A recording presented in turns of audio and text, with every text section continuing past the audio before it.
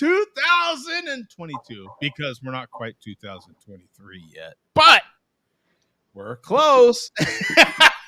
This is a special edition. We have lined it up to where this show happens on New Year's Eve, right? Yay! My stupid a little payola here and there. We get the calendar changed to the way we want it. Yeah. So, no big, long, all-night show. We probably will go long today, baby. But nothing. I don't think. At least we don't have a plan to go all night, baby. But need to put a link in the chat. Here we go for all the people that want to jump in. All you malt liquor ish people. Ugh. But we have Mark, we have Bump, we have Coach with us. How y'all are?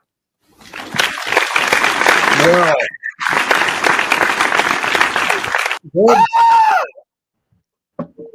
So how you feeling, Coach? Just in case you have to, Coach is on a short leash today. He might have to bounce here pretty quick. So let's get to him first.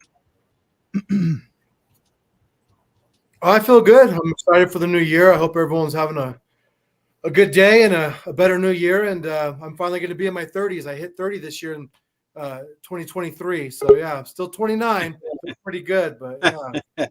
So, you know what? That's amazing. Because I just turned 25 and I feel great. Yeah. Looking forward to, continuing to learn and getting better. How are you doing, Tom? I'm doing fantastic. I got a couple of nice beers lined up, ready to go, and it's going to be a great time. Yeah, good time. Yeah, good seeing Tom today. And how is Boston? Is Boston still an S-hole? Is that, we've heard all about it. I think the location isn't a shithole, but some of the people are shitholes, if that makes sense. Yeah. Now, but it's beautiful, though. I want to get to Bum. I'm dying to get to Bum because we have two people right now that are kind of dueling, if you will. They're kind of in a bad place, and we want to settle the beef here. There's a lot of hate coming from Pennsylvania towards Idaho right now. Pennsylvania's killing people in Idaho. How might you feel about Idahoans? Is that how you say it, Coach? How do they refer to people from Idaho? I am definitely not a hoe, but thank you, Joe. I am not a hoe, but thank you. As you know, by the way, the reference is that they caught the person that murdered those 4 college students in Idaho, in Pennsylvania. So I don't know. He was driving a white Corvette. A white Corvette. Oh, that's right. And wearing a mask? Is that true? Yeah, and when they pulled him over, he had a booster seat to sit and see over the steering wheel. This little guy. Was it a booster seat or a phone book? Yeah, probably a phone book and a booster seat. That's how short he is. Booster seat. Yeah.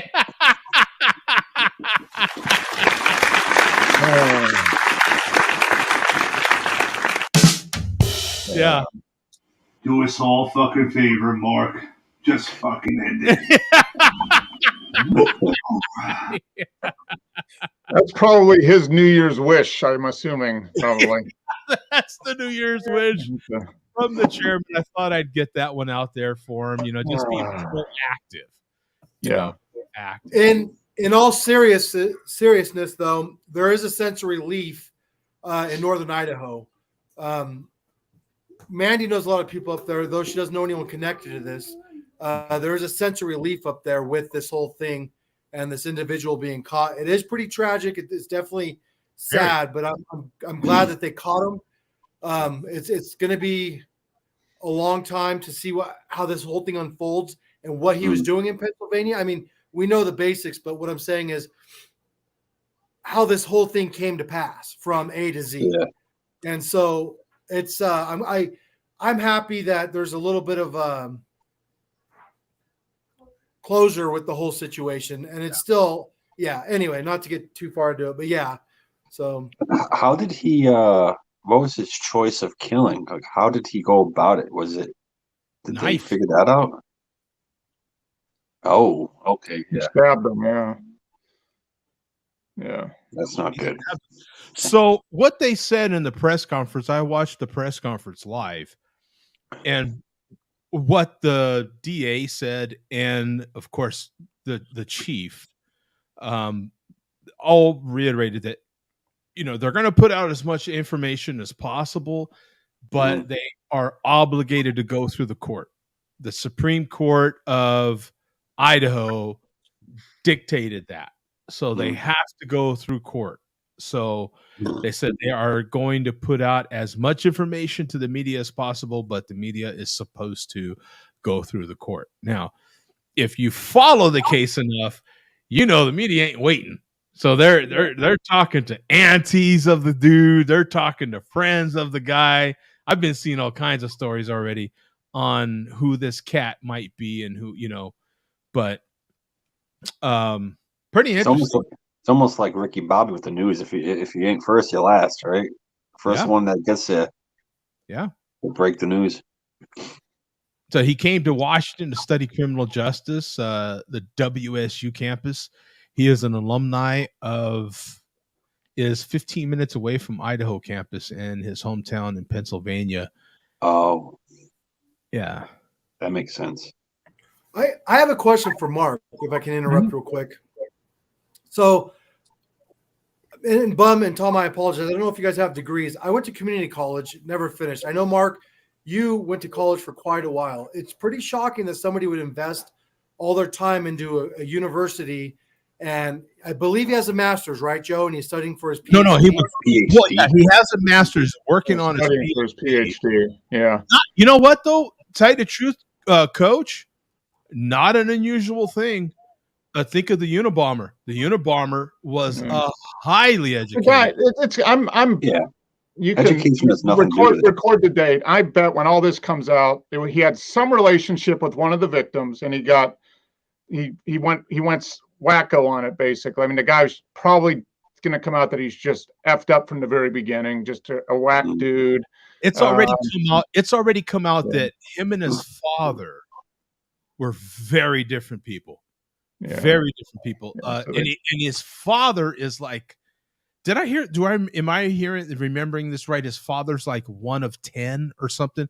So it's this huge family on his father's side. And him and his father were the more out there type people. They were, Yeah.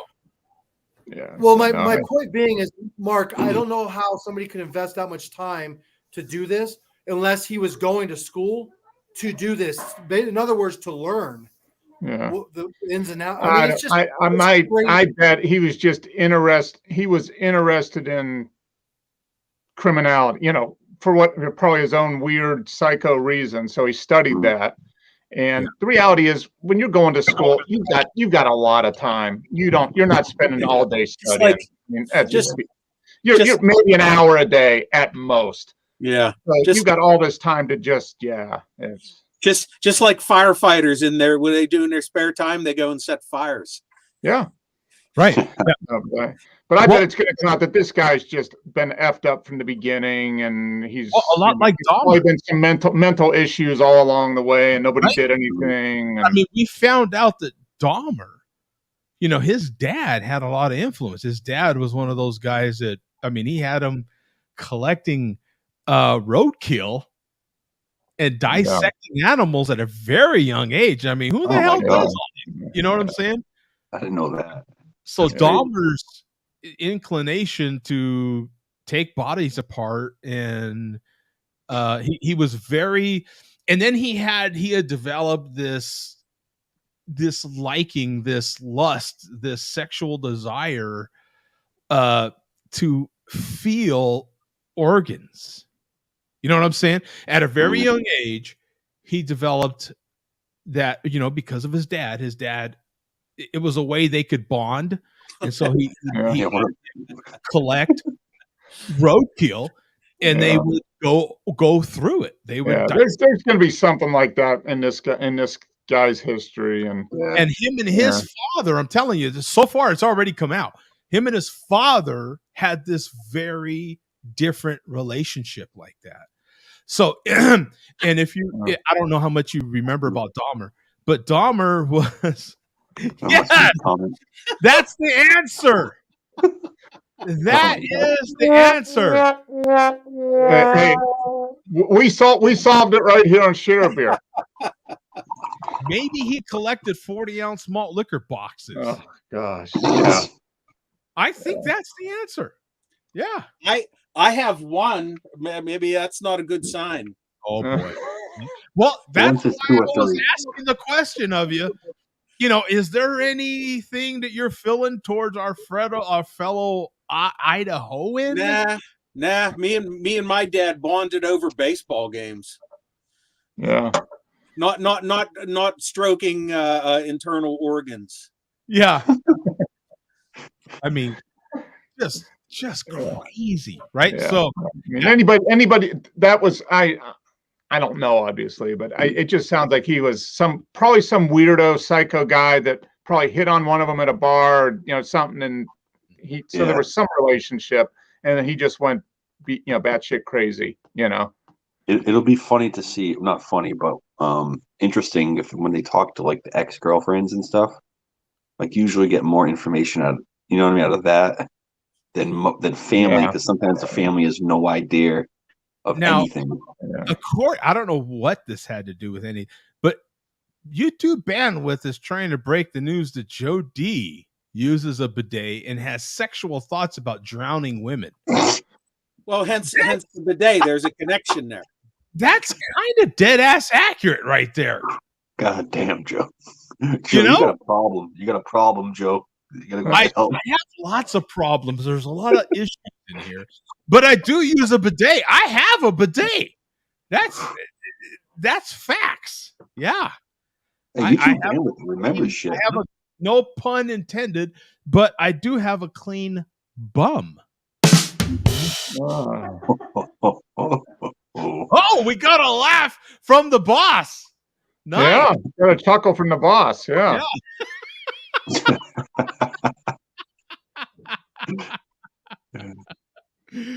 Yeah, and then what else do we have here? This is from Vega. Our landlord dismembered his wife, put her in trash bag, and threw her into the Mississippi River in '84. James, what is that? Clint? I think so. You can't find it on YouTube. I really don't want to find it. That means Vega was a kid when that happened. That explains a lot then. Yeah. And Joseph said, just get to the malt liquor report already. That's why Vega grew up to be a garbage man. Yeah. Oh my God. Yeah, that might have. See, that influenced Vega to be a garbage man. Throw away the trash every day. Yeah. Facts, dog. Facts. Yeah. All right. Because you never know what you find in the trash, right? See, he was 12. Yeah, I was 12. Well, you know, hey, I was 9 when I knew I wanted to drive trucks. So he was 12 when he knew he wanted to be a garbage man. Yeah. You know, I was younger than that when I saw my first dead body. Holy crap, dude. Yeah, I grew up in the hood. I grew up in a bad area, but not like that bad. Yeah, I won't. I'll spare you all the stories. I know. Grew up across the street from a gang in LA, so yeah, that's that's a nice view, right? A very view, yeah. Oh, show still sucks. Facts. And yet you're in the chat still, so I guess it works. Barry McCockner, that's a good one. That's whatever it is flipping off. That's what's his name, Chevy Chase. Yeah. So that's also facts. Yeah. So what are you sampling, Tom? We'll start with you. What you're sampling. I'm not hugely impressed by it, but it sounds impressive. It is a gingerbread whoopie milk stout. Oh. By some. Coming in at 6.8 they're out of what, Maine, York, Maine. Do they actually pronounce it some? Yeah, I guess Or is it's. it I'm not so? even sure what it's. I'm not even sure actually. I mean, it looks like some. But It does literally spell some, but the way they have it labeled, it looks like so me. yeah. It looks like they're a very conceited brewery. hmm All about them. It's all about me. But they like whoopies, so That fits with this current generation, doesn't it? Yeah. Like Mhm. everything is so me. It's all about me. Oh, or so me, right? Or a so me. Oh, Yeah. French. it's a And hence we are back to the beginning of the very beginning of the show when we're talking about perception, right? Yeah, they need to clarify the name of that. it's pretty good. It's it says, what is it? It said gingerbread milk stout with molasses and spices. It's okay. It's kind of like subdued a little bit. It's not really. You kind of get coffee and a little bit of molasses, a little bit of spice. It's nothing crazy, but it's Really? good though. What ABV? 6.5. I think if it was they do a double. I seen a double at the store the other day. Mhm. If it was like a 10%, I think they'd definitely pack more of a punch. What's on over there? Well, Coach is on his way to a gathering, we'll say. Yeah, we are. A gathering of fellow Idahoans. Mm-hmm. A gathering of the minds. Okay. I'm actually in Mensa. I never told you guys this, but yeah, it's Mensa. So we're just having a little get together. Okay, Mensa, just so it's not Nambla, Coach. Mensa's okay, not Nambla. We don't want Nambla. No. Well, that proves that I'm not in Mensa because I don't know what Nambla is. I'll just tell you this, Coach. Don't type it into your computer. Yeah. Uh-oh. Okay. YouTube ban. Well, when people Too late. tell me don't do something, then I do it, bum. So we have bandwidth continuing to try. Yeah, it is. I mean, it's falling in just a little bit. That's okay. Yeah. I mean, It is the South. Come on. You got to have a dilapidated house to live in the it's South. about to cave in. Mark has neglected the care and maintenance of his home. Maine, that's Moeller's homebrew. Yeah. Yeah. Southern Maine. Yeah. Maine's a beautiful state if you've never been out there. Once you're in Maine, like you're in Maine, Southern Maine, Northern Maine, Central Maine. What the hell? They're an hour apart. You know? What the hell? You gotta go to Portland, Maine's like the best part of Maine. All the breweries and everything. That's the cool part of Maine. Everywhere else is a bunch of mooses and just everything. a bunch of moose. Is it mooses or moose? I'm not sure about that. I think mooses could be a bunch of them. A moose is singular. Mark might have it right. Meese. Is it meese? I don't know. No, it's I think not. it is just moose. It's not I think meese. it's just moose. Yeah. Look at all those meat knuckles. Yeah, meese. No, it is not meese. That is not the plural. I'm pretty sure moose is a moose. I think it's moose, and if you're talking about multiple mooses, yeah, if they travel in a pack, they definitely have a name for it. There's a name for everything. There must be. Yeah, but it's like people. You don't put plural on people. It's just that's a given. Oh, actually, I learned this one. If there's fish like in the water, and there's groups of different kinds of fish, you call them they're fishes because it's plural. I thought it was a pool. I learned it from that. I thought a group of fish is a pool of fish. Well, like if they're different kinds of fish, like if they're different types of fish, it's fishes. School. A school. School. Okay. I'll take you guys to school. No. I went to school in LA, which is a lot lower, right? A lot lower. Well, a school of fish would be one type of fish, though. A school of fish. There you go. Yeah. Like, but it would be one type of fish. But if it was like different ones, it'd be called fishes. Okay, so what is a bunch of gefilte fish? A jar. A shitty time. Disgusting. It's a Share beer too. jar. Yeah, it is. A vacuum sealed jar. Yeah, yeah. It's you do not want to have a whole case of gefilte fish. Dear God, No, that was God, no. rough. You can't even donate that shit. That was- They'll take that. They You open take it up. that to the food bank and they reject it. Can you imagine Yeah. taking that to a food bank? Tom, you have a current young child. Would you ever subject your child to gefilte fish? You know, you tell her, you know what, sweetheart, this is part of our heritage. We eat this every holiday season, and serve it to her on a cracker. You're a precious little Delilah.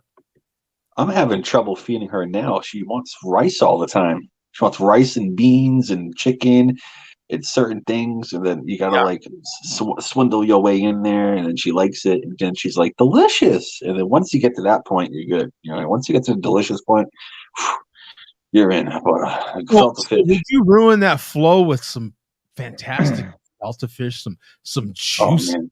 The second I open the can, Joe, she'll run. She'll literally, I swear to God, she'll just run to the opposite side of the house.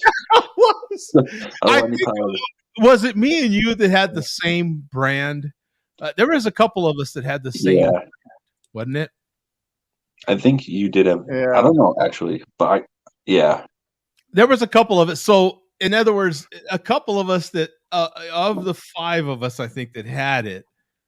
A few of us had the same brand, maybe a different flavor, but the same brand. So we were getting a similar funk, if you will. Yeah. Right? And it's like cold. It's like cold chicken broth, and then it's like whatever the hell that shit. Yeah. It wasn't. Please, let's not relive these terrible memories. I'm really. It's okay. What's happening these days is you're reenacting the year because that's a recap. It's a recap of that happened, right? That it happened, but that doesn't mean we can't deny it. We're in complete denial. And actually, I don't know if I actually know Bum right now because I was shocked that Bum crushed it. Oh, Bum. Yeah, he did a good job. The whole Bum jar. actually liked it slightly. I feel like he liked it a little bit. Yeah, that was night before the Super Bowl last year. I ate that whole jar. Then I called off work the next night. I did.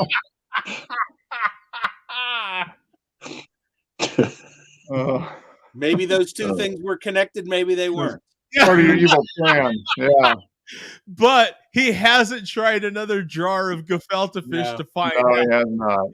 Yeah, that's a one and done deal right there, man. Yeah. And now, how do you feel when you pass gefilte fish in the store now? I actually haven't passed it too many times. It's like I said, it's something that I had to seek out. And I had to go to a very large store, with a pretty big ethnic section to find it. So it's not something I see when I shop generally. Yeah. I didn't realize I had no idea what gefilte fish was. And so now that I've had it, now I can't help seeing it when I do pass it in the grocery store. I'm like, I can't even believe we have it. You know what I'm saying? Let alone, so up until I had it, I didn't know that it was even there. You know what I'm saying? And now that I've had it, I'm like, who in the hell? You know what I'm saying? Yeah. Who and why? Yeah. When I go to the store, I know what I'm not buying. It's gefilte fish. It's wiped right off the slate. Okay, so it's a very Jewish thing. When do you eat this as a Jew? Is it Hanukkah? Is it Hanukkah? Hanukkah? Passover. traditionally, I think. Passover. Yeah. Passover. Okay. But is it liked? Like, do people love it in the Jewish community, or is it one of those things that you kind of like? You can't love it. I would. Yeah. I don't know how It you can depends love on it. how Jewish you are. It Oh, depends so on- is it like a man card? So a Jew card, like they take points off your Jew card if you don't eat, like if you don't hell yeah. slurp down the whole jar of gefilte fish. And do you get even more Jew points if you like make your own gefilte fish?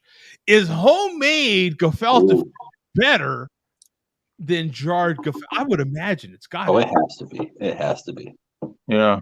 I don't know, but I'm sure you can lose points off your Jew card for there's all kinds of offenses. You could not eating kosher, getting a tattoo, all kinds of stuff. Yeah, they are. Yeah, they're that's a very easily offended people. No culture people. I'm sure if you say losing points off your Jew card, they'd be offended. Like, what the hell? Hey, I identify as Jewish. Why not? Why not? That's going into 2023. I'm going to identify as a Ooh, Jew. potato cakes are good though. I ain't gonna lie to you. They're so good with the eggs and everything. And They're Jewish. I mean, well, the way they make latkes, or whatever they call them, yeah, it's a potato pancake. So some scallions in there. Yeah, I mean, it's the way they make them, I think. I think if we were to have Neri here, now Neri is not Russian, by the way, but I always give him a Russian accent. I would think that there are people in Russia that would beg to differ that that's a Jewish thing. But there are Russian Jews, so I don't know. Well, there are a lot of Jews in Russia. Yeah, so is it There's Russian or everywhere. Jewish? Which came first? Right? Yeah, I think we're the wrong people to actually discuss this. Yeah. the Jewish came first, right? I'd imagine. Right? Jerusalem and Yeah, they were way I don't before have that. any idea. But I would think that, yeah. Oh, here we go. Here's Jody is the Whoopi Goldberg of YouTube. Because Whoopi is a black Jew, no? Didn't she convert to Judaism? Oh, I have no idea. I think she did. I don't know. I think cancel Jody. I think check on it. There's a couple of black celebrities that switched to Judaism years ago. I think Whoopi Goldberg might be. Sammy Davis is the big one. Yes, he's the other one. Yep, Sammy Davis did. Yeah. Yeah. I think Whoopi. I need to check. Should I check? Whoopi Goldberg. That's not her given name, obviously. Right. Yeah, that's why I think she identifies as a Jew. Let's see. She's Jewish. That would be interesting. Is Whoopi Goldberg Jewish? Isn't it crazy how you can type anything in the internet nowadays and something will pop up? It's like, oh, we absolutely have to have the answer, don't we? Like we love. Oh, I'm gonna find out right now, right? And we love like getting that answer, right? It's fantastic. white question mark? the hell? Are Jews white? Is Whoopi Goldberg Jewish? So many questions. Jesus. There's a lot of questions, right? I mean, I don't want to read this whole thing. How come they can't just give us a yes or no? Give me a break. Hey Joe, that's why I like how like Google that sometimes like if you scroll down, it'll give you those questions and you just click on them. Oh, yeah. You know what I mean? Yeah, you're right. Sometimes they have it, sometimes they don't. Oh yeah. Vega has something here, and I know this to be true. Sammy was a member of the Church of Satan before converting, and that's no joke. He dabbled with Satanism for a while. That was in the 70s when he was doing coke and generally going nuts for a while. Wow, really? Yeah. Yeah. I didn't realize that. Yeah. Wow. Sammy Davis Jr. is my favorite Jew, according to Vega. Ooh. She is a Berg, so yeah. And speaking of people of the Jewish faith, we have we have the coach here. Jody. He is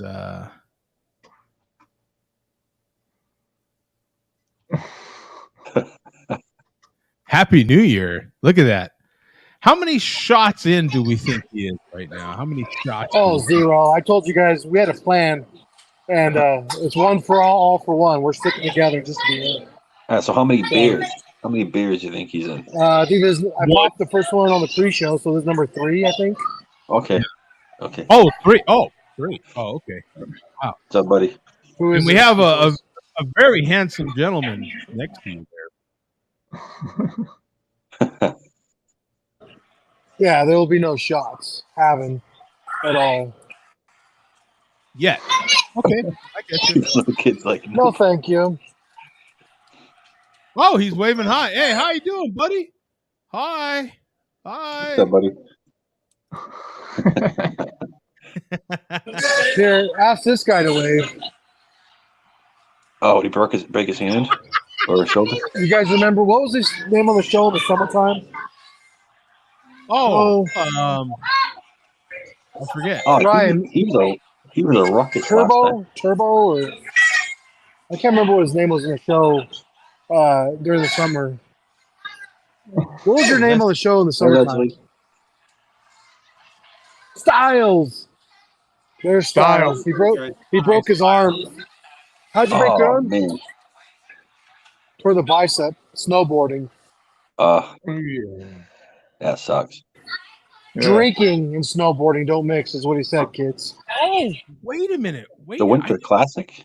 I didn't realize. Are they doing the Winter Classic? Is that outdoor hockey match? Is that what? Yeah. They do that every year in Fenway Park. Penguins and the Bruins. Yep. Penguins and the Bruins is Monday, I think. Sunday or Monday. That's awesome. I think you do a couple of those. Is that on NBC? Isn't that an NBC thing? Don't NBC have that? I'm not even sure anymore, to be honest. I don't even know who it is. I'm not sure about now. Yeah. But the Penguins played in that first one. That was like the greatest thing ever. That first one. They had the uniforms for the first time. I mean, first time since they first year of the franchise. It was snowing outside. That was I remember. Cool. I think I taped that. I still have the tape. That was like the greatest thing ever to watch. So there you go. The 2023 NHL Winter Classic is upcoming outdoor regular season National Hockey League game, part of the Winter Classic series. The game will take place on January 2nd, 2023 at Fenway Park in Boston, Mass. That's pretty cool. The Bruins hosting the Pittsburgh Penguins. There you go. The Bruins are playing very well, very, very well this year. I think they're first place in the East, if I may be mistaken. But they're doing well. Man, that is – you know what? There is something about that game that I definitely do like to watch. Mm. There is something about that game. I don't watch a lot of hockey, but there is something about the Winter Classic that it does seem a little more special. It does. It's pure hockey the way it's meant to be played. When you think about it, an ice rink is not meant to be in an indoor enclosed arena. Yeah, it's supposed to be outside. Yeah. Like a frozen pond. They got the Zambonis going on outside. Probably Probably It awesome. looks so cool. Leslie said her son is at the game in Boston. Oh, that's cool. Hey, we have our dear friend in here. Sorry about radio silence. Just wanted to say Happy New Year. And despite not talking much, y'all still, that's how we say it on this side of the pond, by the way. Y'all. Still mean the world to me. Is that, oh boy. Yeah. Now we have fun. Craig / Kent Beery, right? Does the X mean kisses? Yeah, I saw that. It was one single. Yeah. Hi, Delilah. Just a peck on the cheek. That's all. Just a peck on the cheek. That's all. Is that a European thing? Is it okay because he's Yeah, European? it's a continental thing. We're okay with Yeah, that. it's like Okay. a Just so there's no tongue. Just so Yeah. there's no tongue. I'm good. My man card was very threatened by that. Yeah. Virtual. You can't take a peck on the cheek, Joe. Come on. Say hi. Say hi, guys. Hey, how you doing, sweetheart? How are you? Hey, Hi, Happy New Delilah. Year's Eve. What's your New Year's resolution? Do you have anything you want to change in Oh, your life? she's pointing at my beers. She's like, "What's this? What's that? What's this?" Actually, you know what? If you told her that beer was rice water, like if you were happened to be drinking this Miller Lite, you could tell her, you know what? That's all rice water. Yeah. And you know, Oh my goodness. Delilah, that's a laptop. That's a laptop. Yeah, that's a laptop. Okay. I have my laptop charging the phone as I do the show. Say hi, guys. hi, sweetheart. How are you? Hi, Delilah. The room that I do this in is like our room. We put all that crap. So Oh, the third room. So she's always pointing at everything. What's that? What's that? What's that? What's that? well, that's fitting because you know we're a bunch of crap too. So yeah, we deserve to Yeah. all the crap. Yeah, that kind of fits the show. Yeah. All right, we're gonna go. Say bye, guys. Say bye. Bye. Say happy. Bye, guys. Yeah, I'm gonna open it. I'll open it.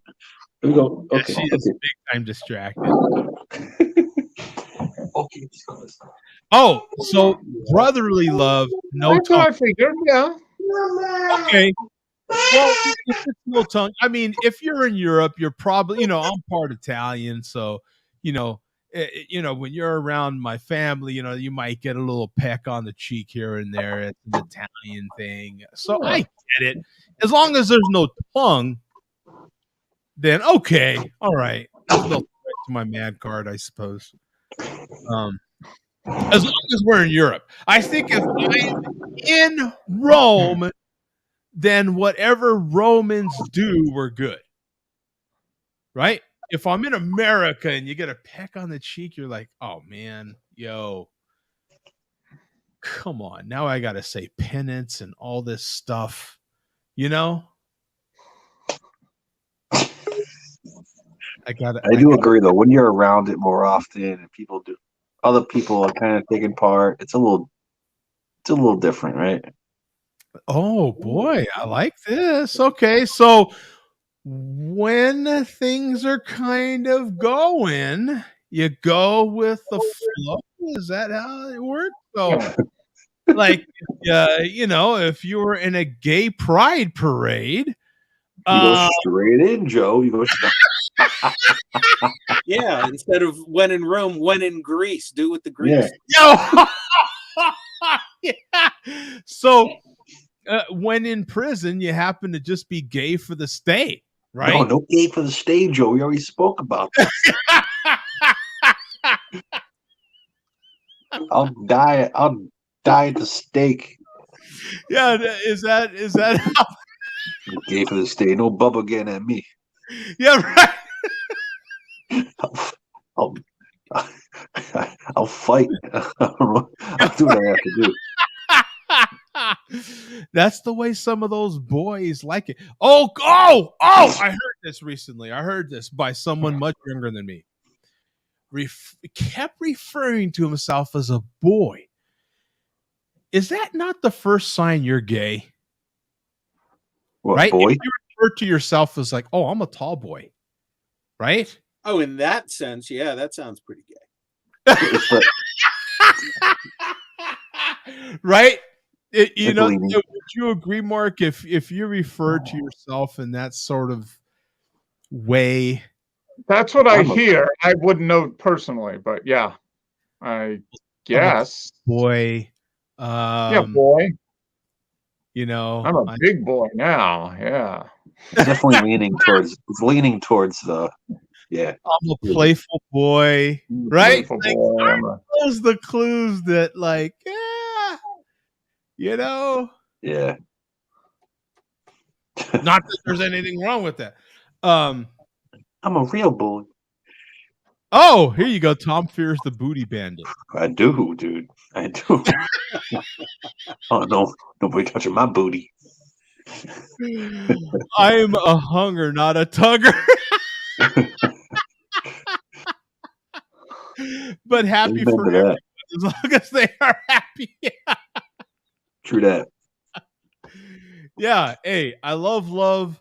I love hugs, but okay, what's the limit on a hug? I mean, okay, let's see. You go in, giving bro hug isn't like a solid. Anything past a 3 tap, you're like, oh, hey, yeah, good to see you, bro. Boom, boom, boom. Yeah. That's, as a matter of fact, the first is the first boom. That's the first tap. Like when you go in, you're like, yeah, bam, boom. That's a tap.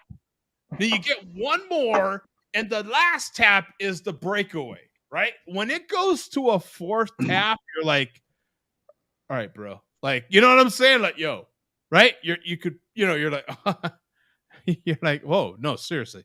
What the, you know? But there's different circumstances, though. It matters who the friend is, how long you haven't seen them for. Maybe you haven't seen them for 10 years, and you want to, you know what I mean? Extra little hug for, Okay. for all the missed hugs. Okay, I Or get it. All right. if That's it's someone that you see like twice a month or 3 times a month, and they're giving you that 4th or 5th, it's like, hey, watch out there, boy. What are you doing now?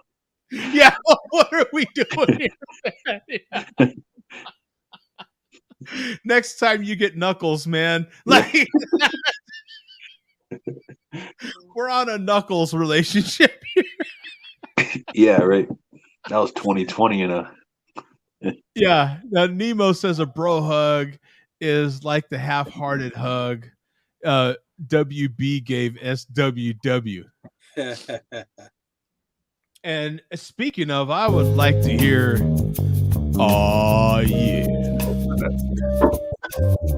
I'd like to hear what Billy D thinks about all this bro hugging and going into 2022. Oh, Mark's having a Valentine. Yeah. I had to open this. It's getting warm. This Yeah. was given to me by Bum a couple years ago. 3 years ago. Yeah. Let's make some time to go over what Mark's drinking, man. Yeah. Oh, definitely. That's from 16, right, Mark? Yeah, 2016. Yeah, that's Wow. that was when they were revived the Ballantine IPA. They revived the Burton Christmas Ale, and it's meant to be aged. Apparently, Yeah, I so still have it's a 6 years older now. Yeah. Yeah. So I'm So, anxious ooh. to know how this tastes. how strong is it? 11.2. Oh, okay. It's along the lines of a Sammy Klaus old Yeah. school ale. Huh. Mm. Well, Nice light glass. carbonation. Nice copper color, clear copper color. It still looks fantastic. Yeah, and it's got it's kind of pretty heavy pine, kind of syrupy, not super sweet, but kind of syrupy aroma. Ooh. It's good. It's good. It aged good. Okay. It aged pretty good. Yeah. There's still, it's not super fresh hops. I mean, the hops are muted a little bit, but it's. Is it almost like a barley wine? It's like a barley wine. It's very much like a barley wine. Okay. So you're right. Yeah, because generally that's what happens. They all kind of. Yeah. So I'm getting There's some hints of vanilla in it, but what am I thinking? Like caramel, caramel flavors with some earthiness, kind of hop, some dark fruit. But yeah, it's more like caramel with some earthy hops notes to it.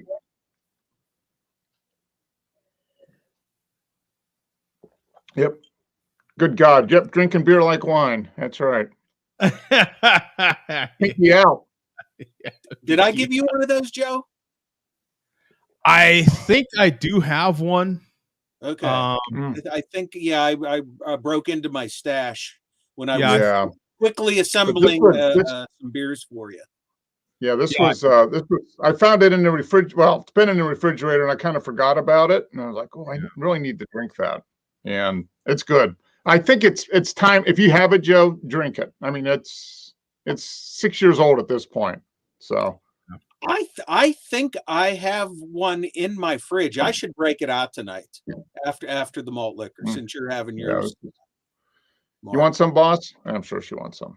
Yeah. But Yeah. no, it's still very, very good. If Bum, are you going to get yours? I think I can find mine pretty quickly if I have it.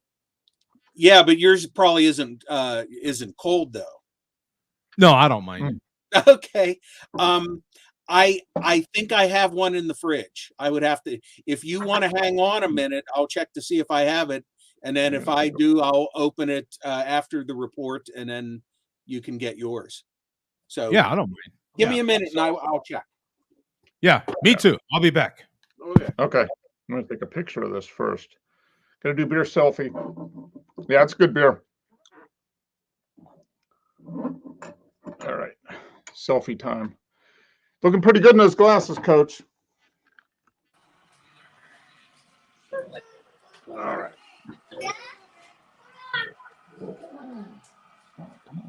There we go.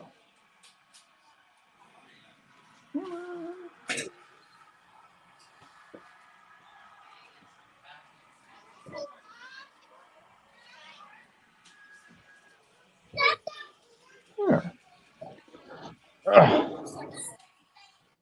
Your selfie in front of the tree. There you go. Make sure you don't get the stuff at the bottom.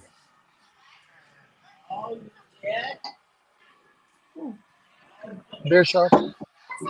Just until this certain spot that I'm done. Oh, that's good. Oh, I made it back to Bum. Yep, I sure did. So I got this from Bum last year when I went to. Oh, did you see you when you're in Pittsburgh? Yeah. And so I have my 2016. You got the same one. There you go. Yeah. Yeah, I got mine. Did you get a Odell 6-pack? Beckham Is that Jr. what you got, Bum? Is that what you had?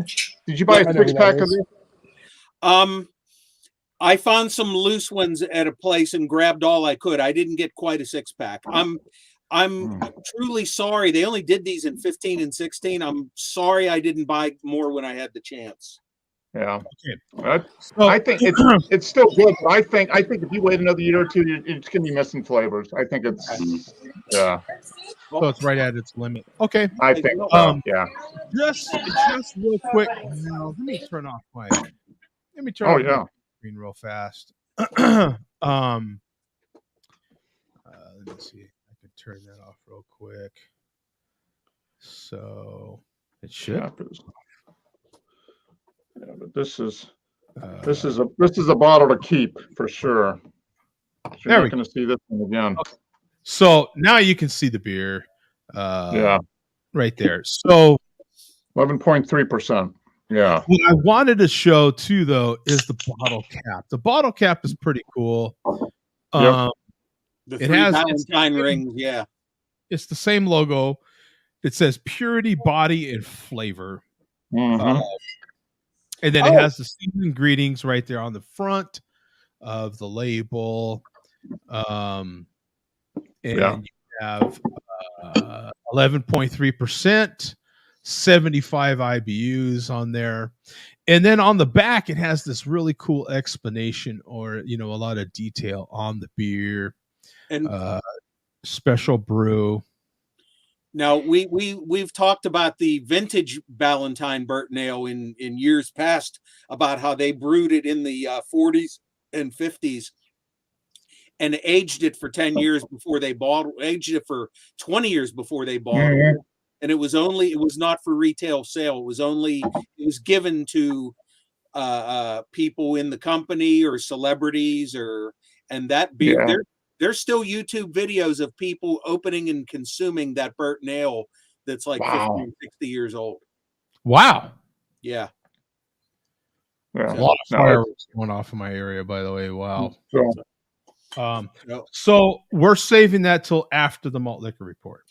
Yeah, because I have something else aged to drink here. Oh, much better, I'm sure. With that in mind, we will reintroduce Billy D.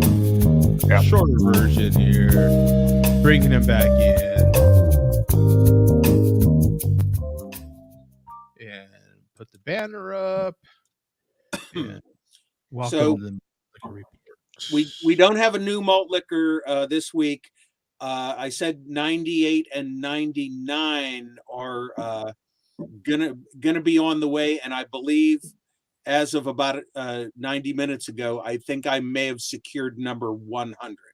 Ooh, there you go. Sounds promising. So until I receive those, I'm gonna work on the J Vega challenge.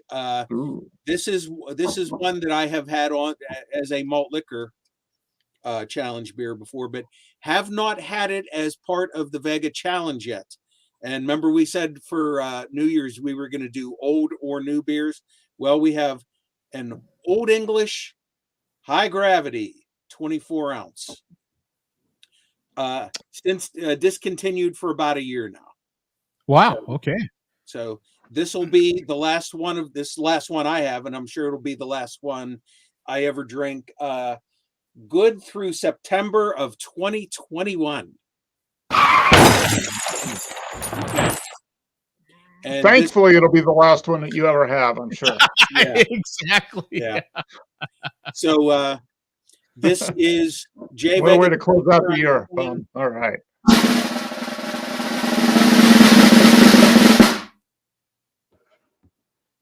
Oh. Boy, is that Ballantine gonna taste good. Yeah. Oh man. Oh man. This was never anybody's favorite to begin with. I think even the malters will agree that regular Old English is better than this, even when this was fresh. Yeah. He says it's delicious. It's delicious and refreshing. Yeah. Yeah. Delicious and refreshing. Yeah. And I'm keeping in mind my self-imposed rule that these Vega Challenge 24 ounces don't have to be completed, unlike the malt liquor ones. So we'll see. You just have to drink from it. You don't have to drink all of it. Right. We may move on to the Ballantine sooner rather than later, but that is Vega Challenge can number 37. Okay. So, all righty, to the malt liquor news. We had DLAC 24 in the chat earlier. I don't know if he is still in the chat. DLAC 24 has the distinction of being the second malter to find Old English in 40-ounce glass bottles in the state of Washington. And he made a video with one this week. So hopefully they're making their way east, unlike the Idaho shooter. Yeah. Exactly. Yeah. Okay. Is Coach still with us? Yes. Yeah, he's there. No, I left. Mom. You know what? Since you're still here, Coach, we're gonna get to this. We got somebody that's been waiting for this for a couple weeks. I apologize and thank you guys for waiting for me. Oh, well, you say you apologize, Coach? You say you apologize? Okay, how ironic. How ironic. Let me Uh-oh. let me post this. Is this must-see TV coming up? I think it is. I think we're gonna have must-see TV. He's setting it up pretty good. So yeah. Okay. Yeah. So There we go to 6:15. Anybody who's not a fan of Jay Vega is not going to like this week's report because we got a lot of it. So go to 6:15. Oh, whoops! We got a StreamYard link here. Oh, Let's see. Wow. Let me double check it. Let me double check it because it clearly says YouTube. I just might have copied it correctly. So that's what it looks like when I'm setting up the show, by the way. Here we go. There we go. Go to where again? 6:15. 6:15. Okay, 6:15. Okay, Coach. I hope you're all ears. I am. We're at the coach. And I'm going to dedicate this coach to Coach. And Coach, I'm going to give you one chance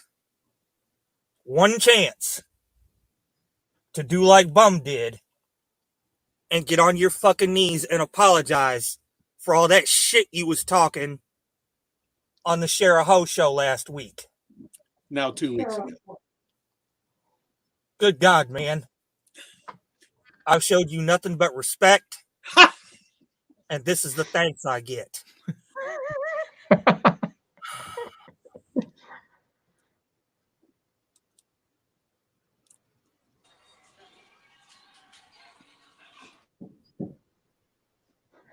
Wow! Used to be. Wow! That was okay. How many seconds was that pause? Okay. You can jump ahead to 7:40 if you I've want. showed you nothing but respect. I'm gonna see how long this. Thanks I get.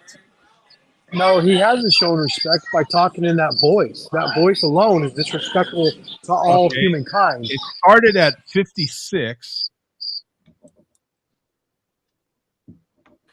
Are we Michael Jackson? Are we trying to be Michael Jackson? That was like a 13-second pause. So where are we going? 7:40. Okay, so not too much farther. All right.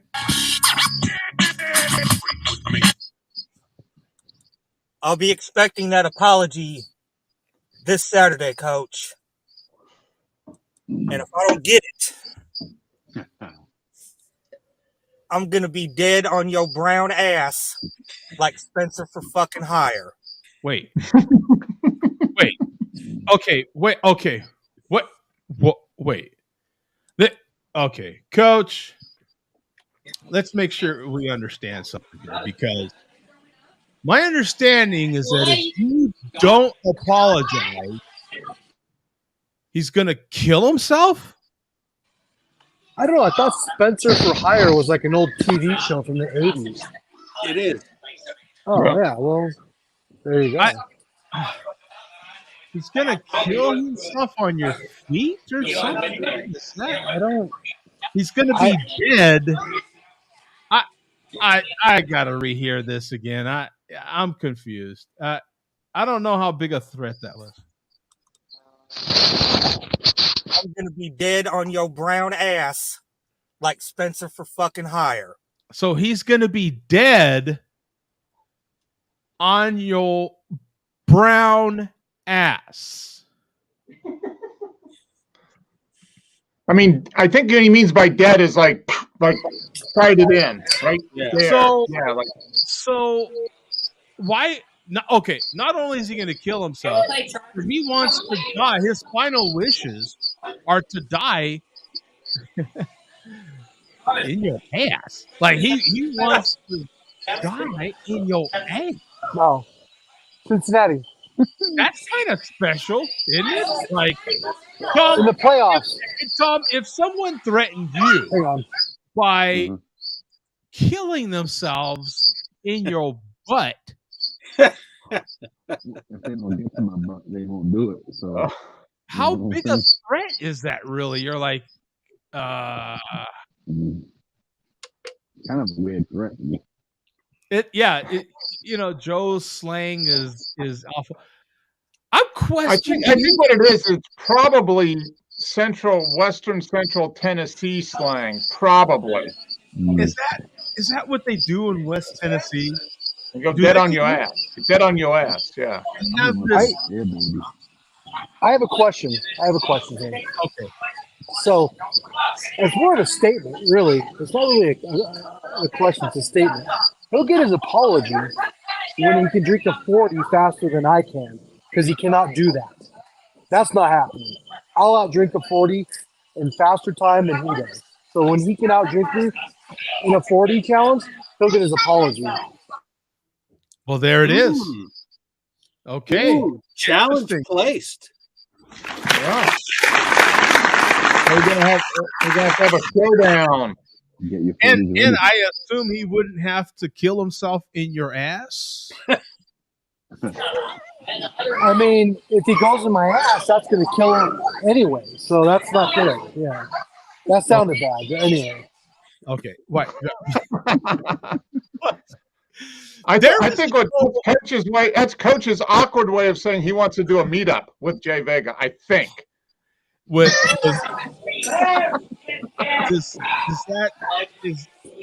that mean there's someone's in his ass, or I think that song came out wrong. Confused. What is he said? He was gonna be dead in his ass.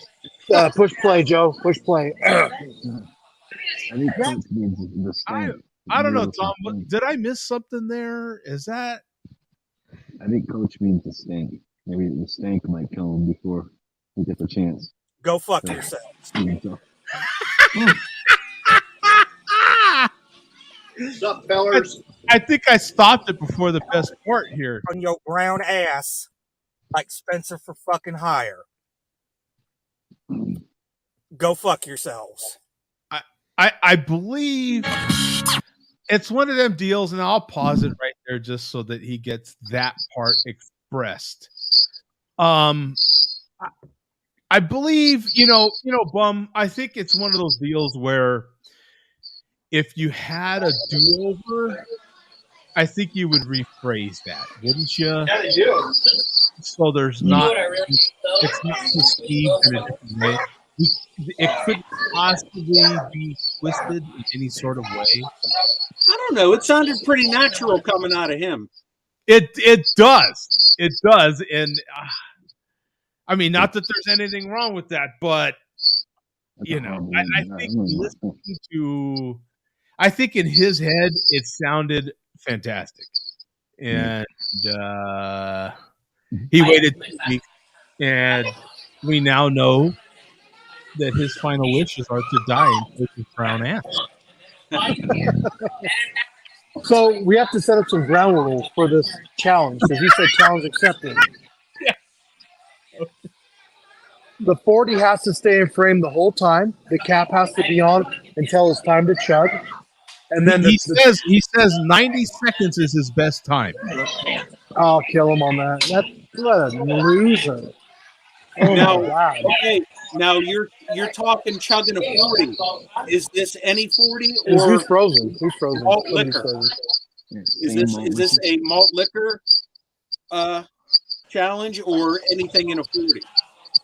Anything in a 40. And it has to be the same thing. Yeah. I was going to say, whatever it is, you have to drink the same one. Yeah. Yeah. I'll let him choose. Let him choose. Oh, this is Okay. Interesting. Well, that got a little, Yeah, I think we can. Consider yourself on the list. Oh, this is the perfect time. If you want to see the challenge between Coach and Jay Vega, click the subscribe button and the bell for notifications when it goes live. 40 ounces, mano a mano. That's right. Yep. Mano a mano. Mano e mano. Yeah, if you want to see it, join the channel. Meaning if you want it to happen, but if you actually want to see it, join our Patreon. That's the only way you can. Join our Patreon, our membership link, the gold level member. Yeah. And you too can have a gold member if you join. You can have a golden member. That's right. Yep. Yep. Click all the links and all the buttons and all the bells. Just click everything. Yeah. Super chat, super thanks, Patreon, click them all. Just start clicking. Fire merch coming soon. Yeah. Go to the Or- channel and click stuff. And after I beat his ass on that challenge, we're gonna do duct tape and 40 challenge. Oh. Ooh, Edward 40 hands? Yeah. Yeah. Ooh. And okay, when is this challenge gonna happen? Anytime he wants. Maybe I think somehow we need to 45 glass, you think? fine. If that's what Bum Artie's gonna say. I can't. If I can get my hands on it, yes, absolutely. I was going to say, can you get a 40-ounce cold 45? Does it have to say malt liquor, or does it just say? No, I mean, obviously now if you buy a new one, you'll get the same product if you can both find Okay, it. and do we need to have a special live stream for this, or will it be done on the Share Beer Saturday? Those are all. I trust Vega to make his own video with him doing it in video form. We'll be able to tell if the cap is cracked, and Vega's a man of integrity. I think it would be great for views and subscriptions that if they had if he came on and did it, let's do it live. We'll do it live. Oh yeah, we'll do it live. We'll do it live. That was Joe D is now Don King. I'm Mike Tyson. Just tell me where to show up.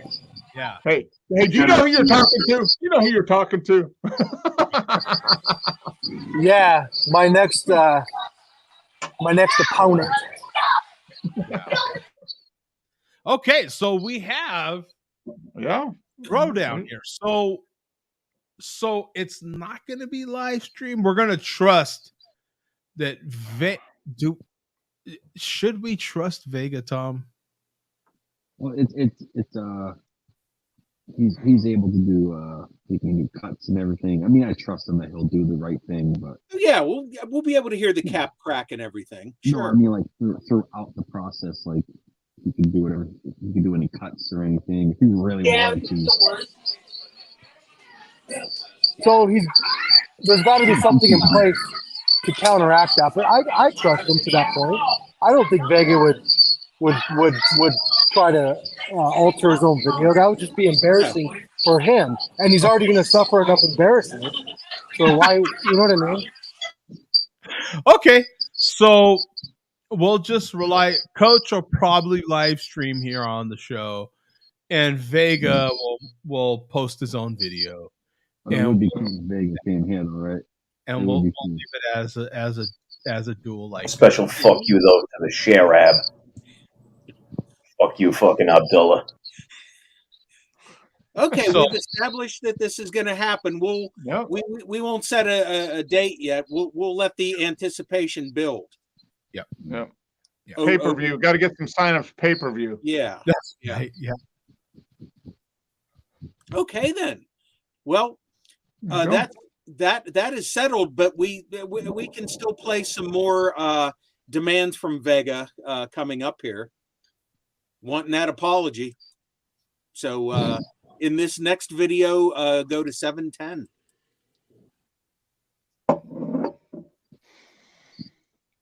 Almost to the end here. Okay. Whoops. Wrong spot. Still wrong spot. Well, there we go. I meant what I said, Coach. I'll be expecting that apology this Saturday.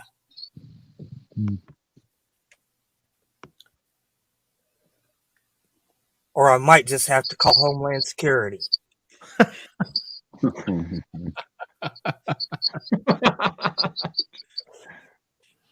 That's it. Okay. All right. He says he's not going to Reggie it. He's not going to Reggie the video. Yeah. Said he's not going to Reggie it, and he might call Homeland Security. Okay, we got We got one more ultimatum coming up here. 7 minutes, Joe. Okay. 7 minutes exactly. We're at the coach. It's going to be known as the coach until the first of the year. But if on Saturday night, that fat, bald, no, I'm not going to say that. That fat, bald Persian doesn't apologize for all that shit he was talking, we're going to have to call it something else. I tried to be nice. I tried to make peace. Assalamu alaikum and all that bullshit. But apparently, coach is not with it. And I'm through wasting my time. But anyway, I'm going to dedicate this coach to Mr. Rayner. We can move on from there. I'm going to dedicate this coach. Okay. God, what's he gonna do So after I basically, kick what he's his saying ass? is you got to apologize, or you're going to lose your famous title to the swill at the bottom of the bottle. I mean, Right. Yeah. Have you ever- To the Well, swill. again, he'll get his apology. I'll apologize sincerely, but it's not going to happen, fellas. He's going to get his ass kicked, and then what's his content after that? Oh, coach, I want a round 2. Then it's going to turn into I want a round 12. It's like, no, I already did that with your sister, son. Round 12 is Oh! with your sister. Yeah, back to square one. Oh, wow. Up there. Yeah. And you know, when he mentioned about he wanted you, coach, to do what I did and get down on my knees and apologize, which obviously I did. Here's the thing. I can't remember what I apologized for now. Does anybody remember? No. I remember doing it, but I can't remember why I did it. yeah, that's the problem with these forced apologies. You're really not sincere, so you don't remember why you're doing it. Yeah. Like a hostage video. Yeah. You know? I have something to get out real quick. I'm having one of my last hot butcher for the worlds right here. This is a Mexican style lager. Hey, wait. Hey, Joe. Is that beer that I drove all the way to Chicago to the brewery to try to get and they were out of? And yet they send it to you in Phoenix? Just checking. They do. And I aged perfection here in Phoenix. This is a 4.75% Mexican style lager that is still phenomenal. So I guess what this means is I got to go to Phoenix to get this damn hot butcher for the world beer. Well, you could have, but this is the last one. Yeah. Joe, you mind if I share what I'm drinking also? Absolutely, go for it. Ooh, it might look familiar to Bum. The Small Joys Marshmallow Small Joys. Oh yeah, you sent me one of those, didn't you? Yeah. Yeah, that was great. Brewed with chocolate, coconut, toasted almond, lactose, and marshmallow. It is wow. Yeah. Right now. Yeah, that was you great. know what? Your audio got really muted. Yeah, you're like muffled. Let me shut this off then. I have my headset in. You shut the headset off.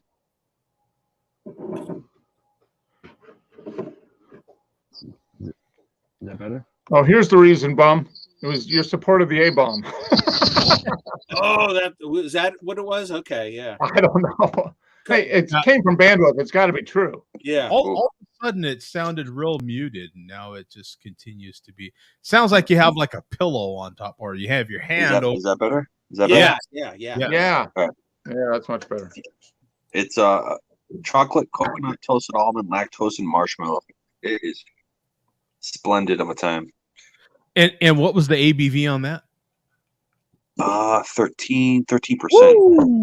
So it's almost like a you've had fluff. You've had fluff? Peanut butter fluff? Like stuff that comes in the jar. Like people do fluff. You ever had a fluffernutter? No. You never had a fluffernutter? I Yeah, never marshmallow peanut butter. had anything referred to as a nutter in my mouth, my friend. Never. That's a lie.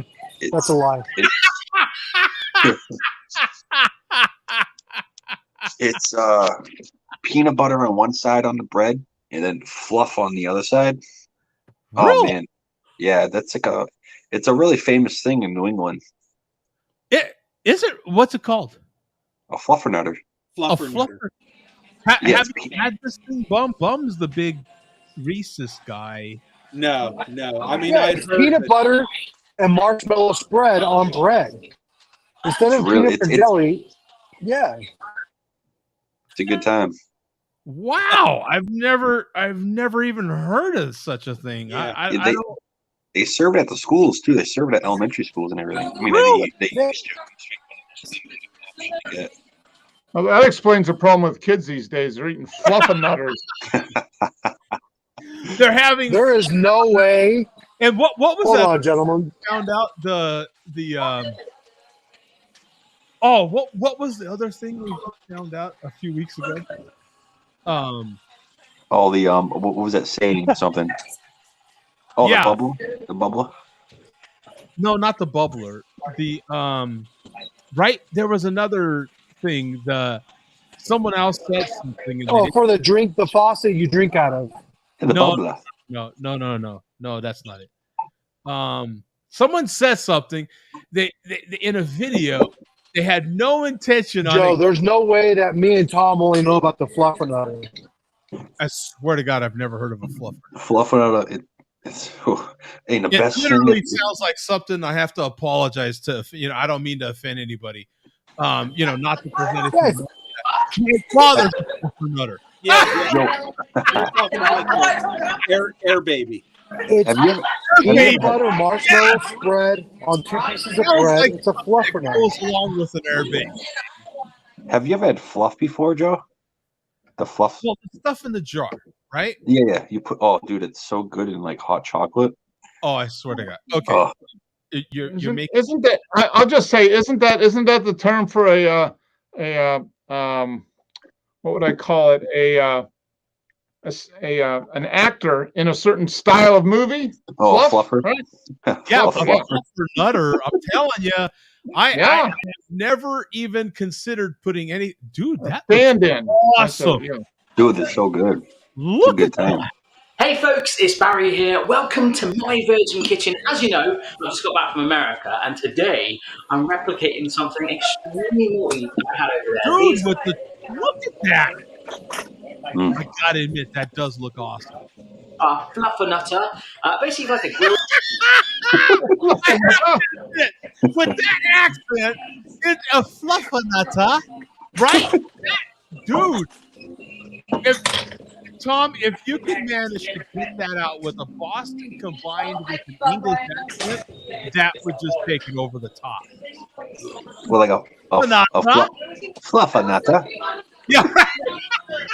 grilled cheese sandwich with peanut butter. Dude, with Oh, he put chocolate. I have to admit, that does look good. Do you put butter on the bread prior to doing this? I've never had a fried one. Like I've never Almost had a like plain that one almost look before. like a grilled cheese. No. Yeah. Grilled. I Yeah. am down to try it. Should we have fluffernutters on the next show? I'd be Dude, down. wait a minute. No, because Joe, you didn't like it in the first off because the guy says it weird. Now you want to try it? I have Like, never. no. Joe doesn't deserve one. I'm sorry. The host does not deserve it. Wait, in my defense, I have never heard of it, so I had never seen it. The minute I seen it, I was like, "This thing looks amazing." I wish I could try it the second I got off the show. I don't have. You're gonna be watching fluffernutter videos all night long, Joe. Okay. Does it matter? Okay, do you have to go smooth peanut butter or chunky peanut butter? Oh, that's your imagination. You can do whatever you want. Yeah. Whoa. Yeah, and I If actually, you like it Don't rougher answer now, it. then you can go with the chunky. Tom, don't tell him. Don't answer it. No. Oh, really dirty right now. I feel really dirty. And then just talking about it sounds awful. And then you're dipping this thing in chocolate. Do you lick it first? Ooh. Do you lick it? I've never dipped it in chocolate. That looks real good. Do you dip it in chocolate and then lick it like a dog licks peanut butter off of the fluffer nutter? Do you make that your thumbnail for the video? Jesus Christ. Licking the fluffer nutter. My goodness gracious. This is awesome. Dude, it looks I have to oh wait a minute. We have a celebrity of the show back on the show. This is awesome. Saudi Wi-Fi. Dude, that thing looks that tell me you don't marshmallow in, except the one I had was a bit more gourmet. It had banana and a. I was gonna say the other thumbnail Ooh. had banana in it. That looks look at this. This is bananas in there. Sky's the limit. Oh my god, look at this one. This one has banana. That's next Ooh. level. Okay, so if you took this, toasted it, put butter on it, and then peanut butter, and I would assume it would have to be smooth peanut butter. Does it have to be Jiffy? I'm a Yeah. Jiffy kind of guy. I'm I a like Jiffy guy too. Okay, so and if you put banana and then dip that in chocolate, Ooh, you can't forget about the fluff though. That fluff. and what is there a preferred fluff? Does all fluff taste the same? Oh, there's one big brand. I forget its name. It comes in a plastic. Kraft, right? Kraft makes it. Kraft, believe- yeah. I think so. I'm not even. I know it's a white thing with Yeah, it red looks, letters or looks like something. Hellman's mayonnaise. Yeah, just a big jar with fluff in it. This might be a good time for me to say, hello, friends. Oh yeah, fluff. Hello, how are you? We haven't seen you in I'm a doing while. great. How are you? I am doing a lot better now that you're here. Yeah, absolutely. Oh, well, Happy New Year. A very happy New Year to you. The show wouldn't What do be you- the same without you. So what's a fluffernutter? Exactly. Joe's discovering the pleasures of the fluffernutter right now. We I are. only heard white thing like mayonnaise. I'm not real quite sure if I wanted in on that part or not. That one right there. Well, Boom. hey, you know what, baby? I'm just saying. Oh. Okay, Yeah. so it's just like Marshmallow fluff, yeah. what? Well, Okay. apparently what this is you can have it toasted or not toasted bread, and you take peanut butter on one side, and then you take this the marshmallow fluff that Yeah, right comes there. in the jar, and you put that on the other side, and apparently you put them together. Now, what we have found out from looking on YouTube is there is next level fluffernutter sandwiches. So you can put bananas in there, or from the other previous video that we seen, Hey folks, it's Barry here. Welcome to you my can go to Virgin Kitchen. England, As and you know, apparently I make they one will myself. take It's these sensational. things. Where's the part where Dark chocolate milk. look at that? He dips it in chocolate.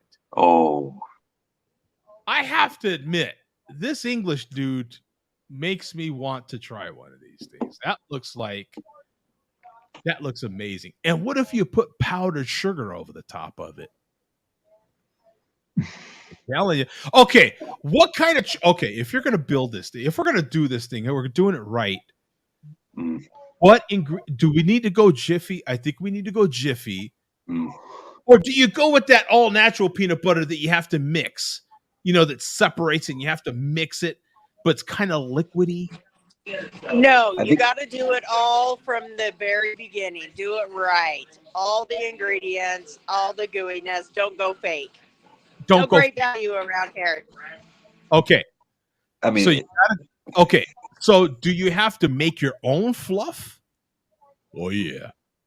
I would go straight. I would just buy the fluff at the store and go right in. Wait, now, do you have to make your own fluff? Giggity. I mean, you know what I'm saying? Do you have to? Right. Good luck with that. I mean that shit. And do you dip it in chocolate? Giggity. What kind of chocolate do you use? Giggity. My goodness. You know what I'm saying? Like, right? Like, do you use Hershey's chocolate? Do you use? I would think you have it. Right, Mark? Mark is a little bit of a connoisseur. I can get a little pinky out with some of these things as well. What would be your preferred bread for this, Mark? If you're going to try this, you're going all out. You're gonna I put. would use an artisanal, ancient grain, gluten-free bread. No, don't. Boy. Joe, you know what you use? Either that or Wonder Bread. Wonder Bread. If you're going to do it right, you're just going to do Wonder Bread. Yeah, you got to do it the old-fashioned way. Yeah. Okay, so there's no. Okay, yeah, because if I'm gonna, you're gonna put your first fluffernutter in your mouth. Yeah, you're doing gonna Wonder Bread. If you're doing marshmallow fluff and Jif and chocolate, you might as well go all healthy and go with Wonder Bread. Come on.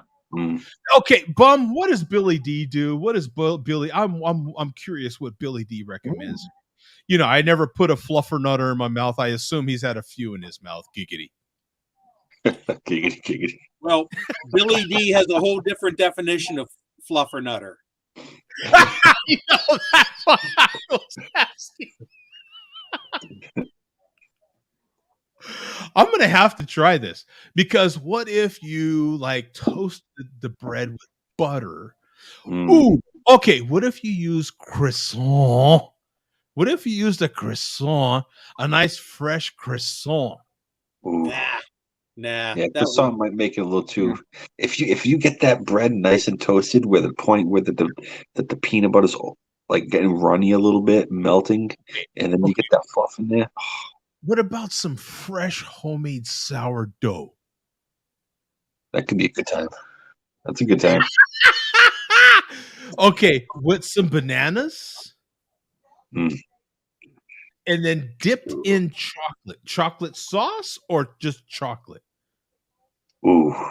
Oh, you want to know what a good chocolate is? Like caramel sauce. Ooh. So you get like the Ghirardelli bars or like the Lindt bars and melt that down. Ooh, like it's like a low cocoa count, like a 50 to 60. Yeah. Keep talking, baby. Game over. Yeah. Game over. Yeah, keep talking. Yeah. No, if you're gonna do it, you're gonna get a can of that Hershey's syrup, that chocolate syrup. You're gonna pour that over the top of your fluffernutter sandwich. Yeah. Now, this would be your first time. It'd be my first time with a fluffernutter. Is there some sort of hymen involved in this that you're giving up? I mean, you know what I'm saying?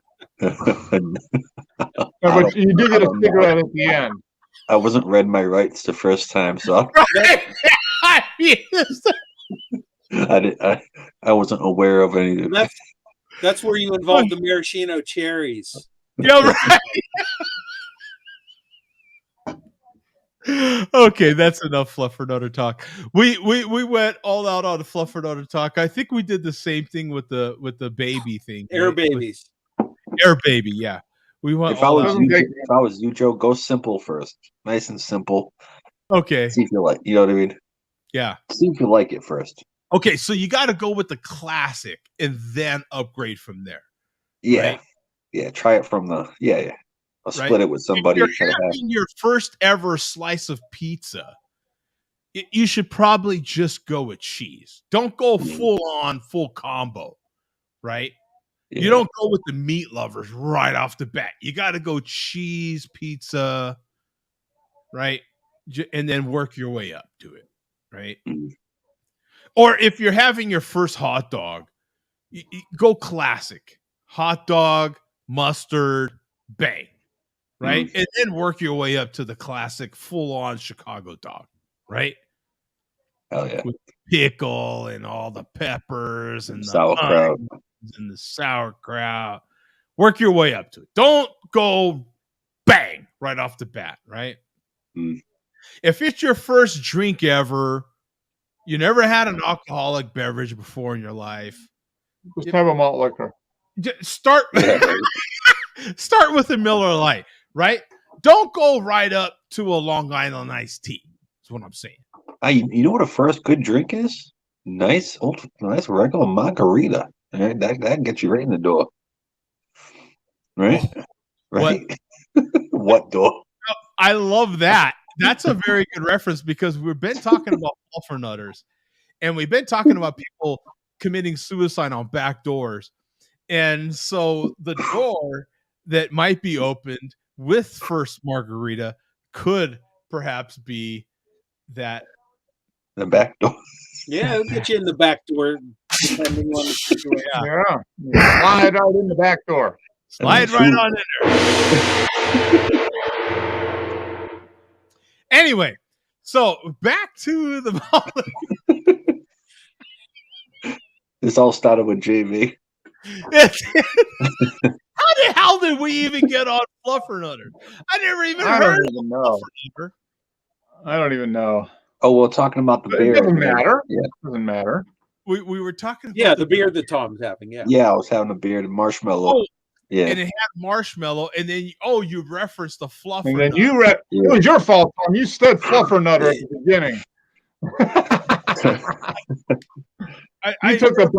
You took the bus and right off the rails. Yeah.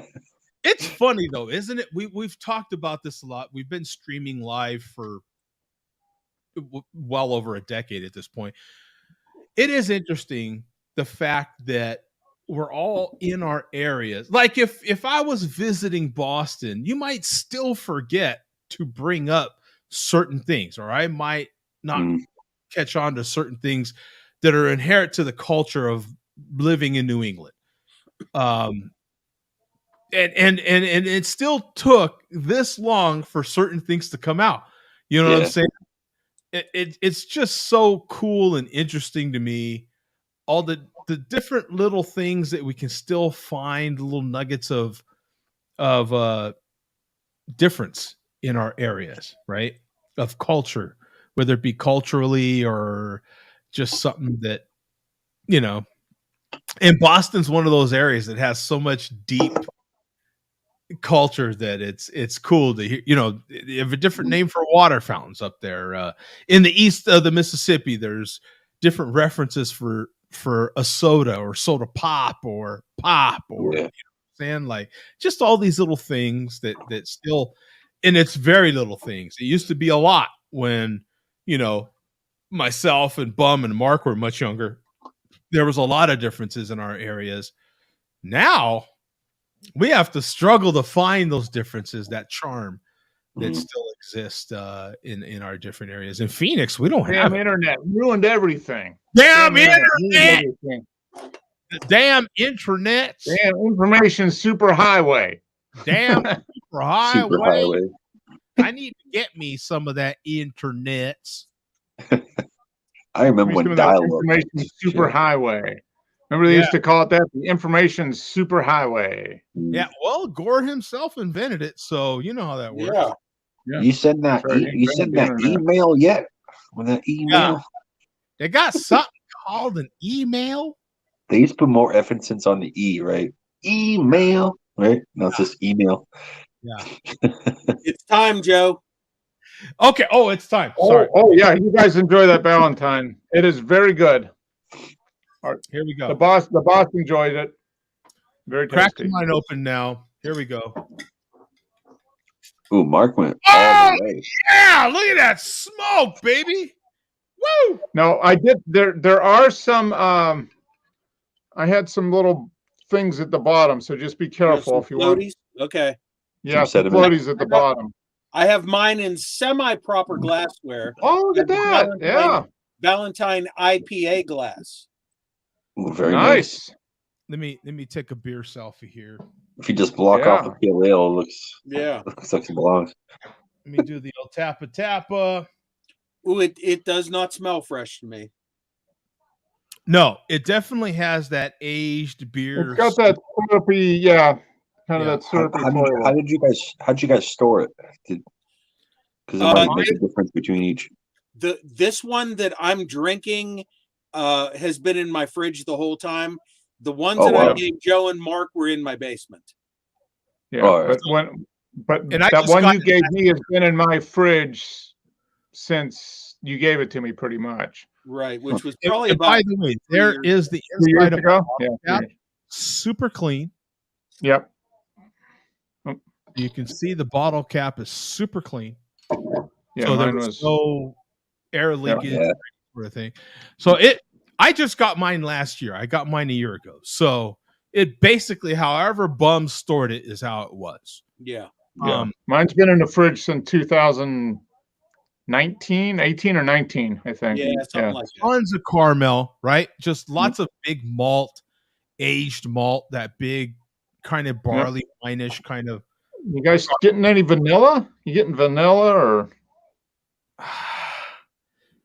Not really. no? I Just got a little bit on the taste. fruit. Just like plum. Yeah, dark fruit like plum and figs, that type of thing. And you're drinking out of a different glassware too, Mark. So it might. Yeah, I was drinking out of this style, and now it's got a stout in it. But yeah. Now, mine came directly out of my pantry. I've been keeping it in the pantry since I got it from Bum, but that's only a year ago. So it's not refrigerated whatsoever. Room temperature beer here, so I'm getting full flavor. Yeah, mine's been in the. It's super smooth. I mean, I could crush this if it wasn't 13% for Christ's sake. Yeah, no, it's smooth. Do you getting any hop? Are you getting any hops, Bum? You getting any hop? Nah, no hops. I'm not enjoying this too much. Okay, so yeah, mine was it was caramel, a little sweet, but I was getting some hop It's hop sweet. flavor. Not For sure sweet. Yeah, I'm getting a lot of sweetness. It's that big aged beer flavor that you get damn near no matter what beer you have. Tom, you've had the Sammy Klaus now. The Sammy Klaus aged does not fall off 5 years later from the taste of what you had. The taste has fallen. This would probably have been best a couple of years ago. 3 or 4 years old. Yeah. But it's still drinkable though. Oh yeah, no, it's very drinkable. But it's not as full flavored as it would have been, 2 years ago, probably. Yeah. 2 or even 3 years ago. See, I think when Ballantine revived their IPA, I think they were kind of digging into their archives and saying, yeah, what did we used to make? And they stumbled upon the Burton Ale, which hadn't been made for 40 years. And I think they basically are trading on that old name, saying we can put this out and tell people they can age it. But the original Burton Ale, like I said, was aged 20 years before they even bottled it. Oh, really? Yeah. Mm-hmm. And it says right on the back of the bottle, right on the back, it says Ballantine Burton Ale was first brewed in Newark in the 1930s and aged for up to 20 years in American oak. So maybe that must have cost them a lot of money to do that, right? A lot of time, a lot of space. Yeah, nobody else was doing this back then. Yeah. And like I said, it wasn't for sale. They would bottle this stuff. From what I've seen, there was, I don't know. It wasn't like they did it every year. It was like they did it every 10 years. And the most recent bottling I saw of the original Burton Ale was like brewed in 46 and bottled in 64. Wow. That's crazy. And they would give it out to like executives and VIPs and that type of stuff. Then like 5 years later, the original Ballantine Brewery changed ownership, and that's when I have a date on mine. Okay. I have 9/9/2016, and then there's a 1953 following that. Well, the 1953 is just a coincidence because it was correct. Yeah. No, I have no doubt. They brewed that in 1953. In 1953. No, because the date clearly states that it was made in 2016. Yeah. There's just Yeah. a 1953 that follows it. I wonder if that's like the barrel number or something. Yeah.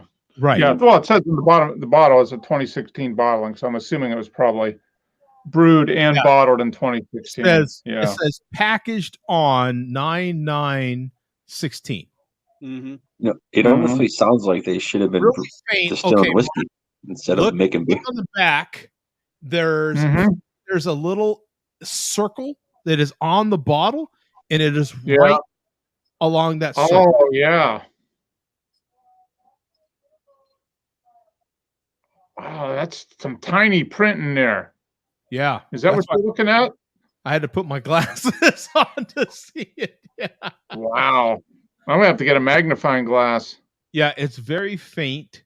Yeah. Very hard to see, but it is clearly on there. The Oh, minute you yeah, see it, as a matter of fact, it'll help you to put it to some light in the back. Yeah. So put it to some back lighting, and you'll see it much easier. Nothing like black printing on a brown bottle. Right. Yeah. So put much the for bottle contrast. backlight. Like I'm using my computer screen, and I can see it clear as day. Yeah, mine's still super faint. That If you put- 1953 just was brewed at 7:53 p.m. or bottled 7:53. Yeah, bottle 7 at Right. 7:53. Some kind Yeah. of code. It's some kind of code. Yeah. But, yeah, I mean, it was drinkable and it was tasty, but I don't think it was as good as it would have been if it would have been, say, 3 years old. Now, per their description on the back of the bottle, the oak essence and notes of toasted vanilla make it the perfect holiday treat. And it also says our Burton Ale is sweet, strong, and yet balanced by a robust hop character. So we're not getting hop. That's gone. Yeah. I got a little bit of hops. But yeah, it wasn't. I wonder. You are correct, Bandwidth. Your scientific wild-ass guess was correct. Okay. This is what I'm wondering. Because it's only handled once they put it in the oak barrel. So I am wondering, once it is aged in the oak barrel in a big quantity like that, if it isn't better, right? So you maybe perhaps you can age it in an oak barrel and then bottle it. And as long as you have that bottle, once it's been freshly bottled, then I wonder if it's good. Or if at that point they used to just serve it in the pint off the cask. You know what I'm saying?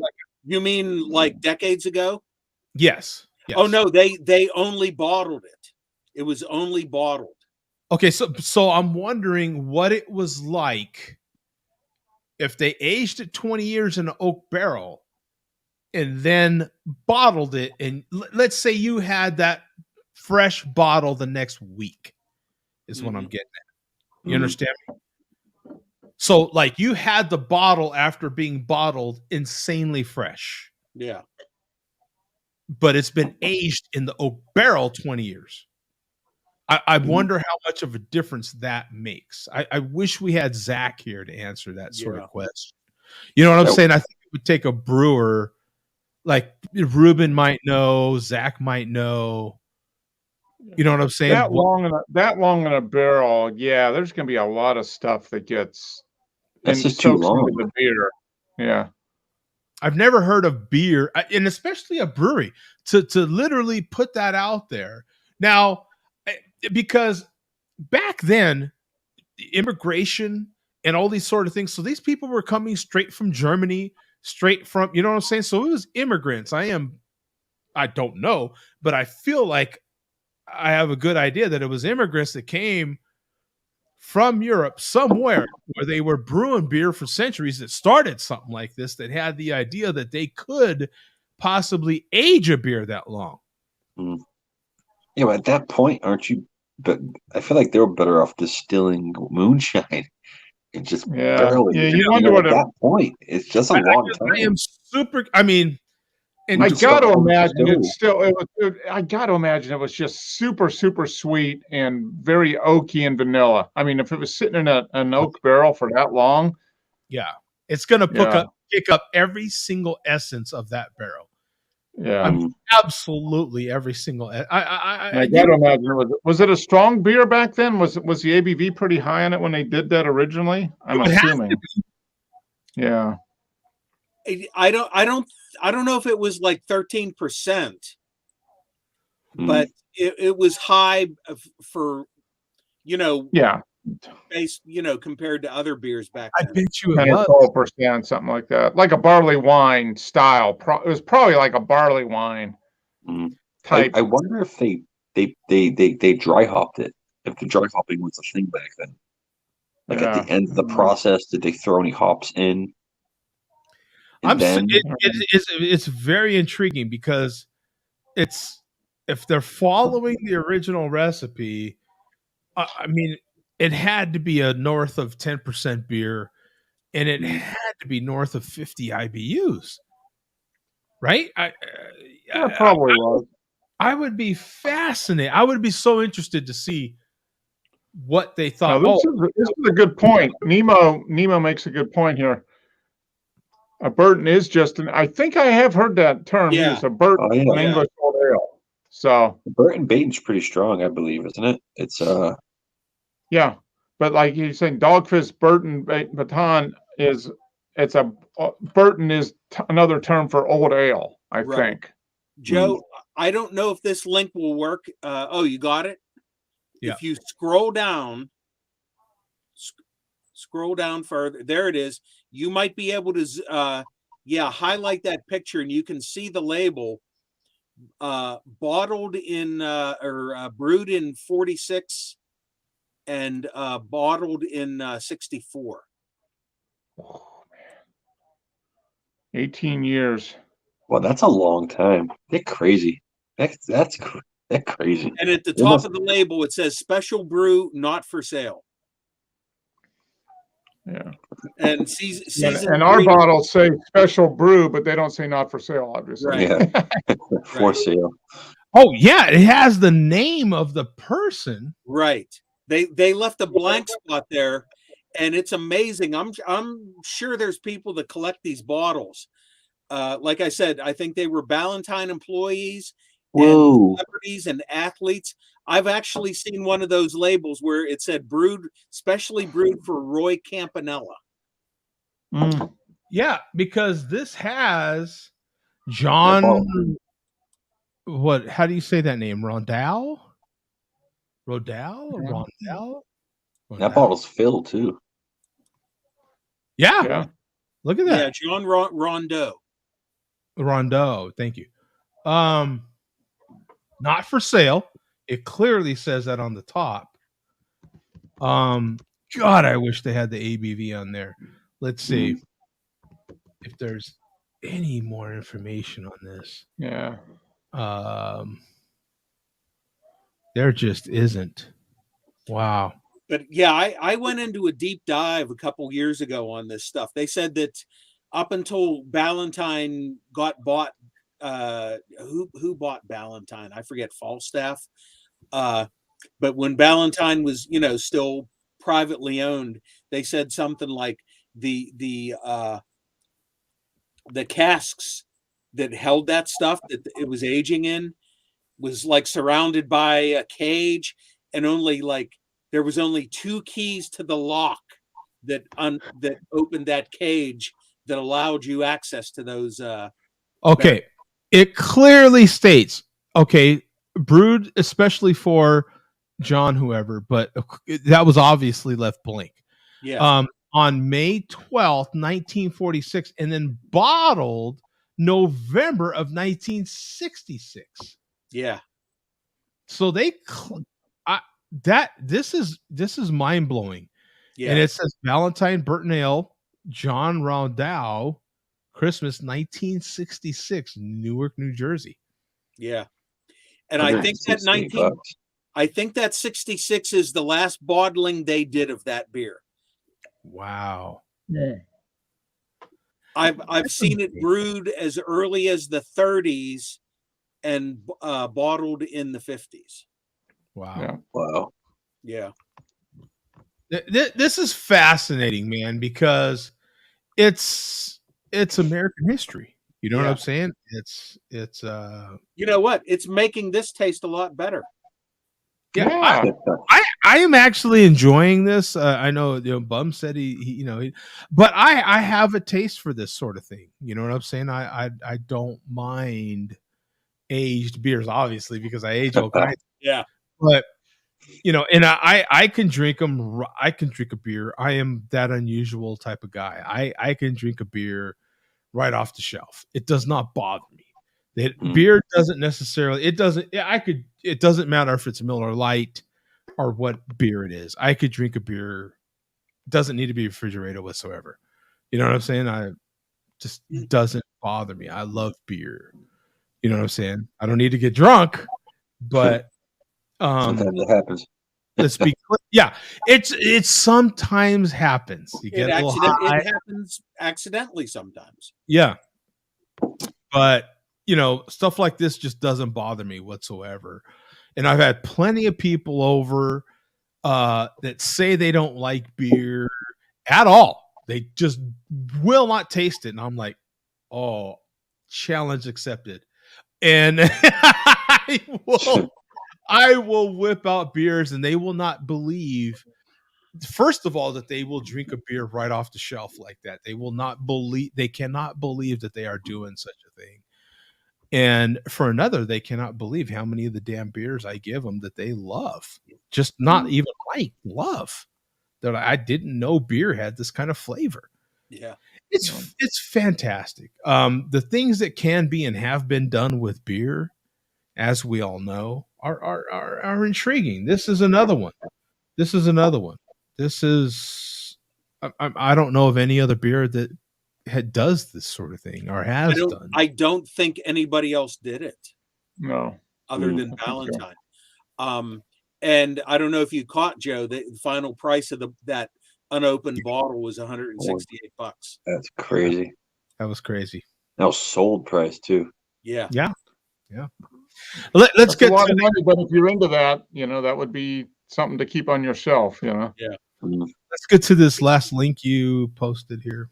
Oh yeah, more Jay Vega. By the way, we are still. Yeah, it's still the Malt Liquor Report.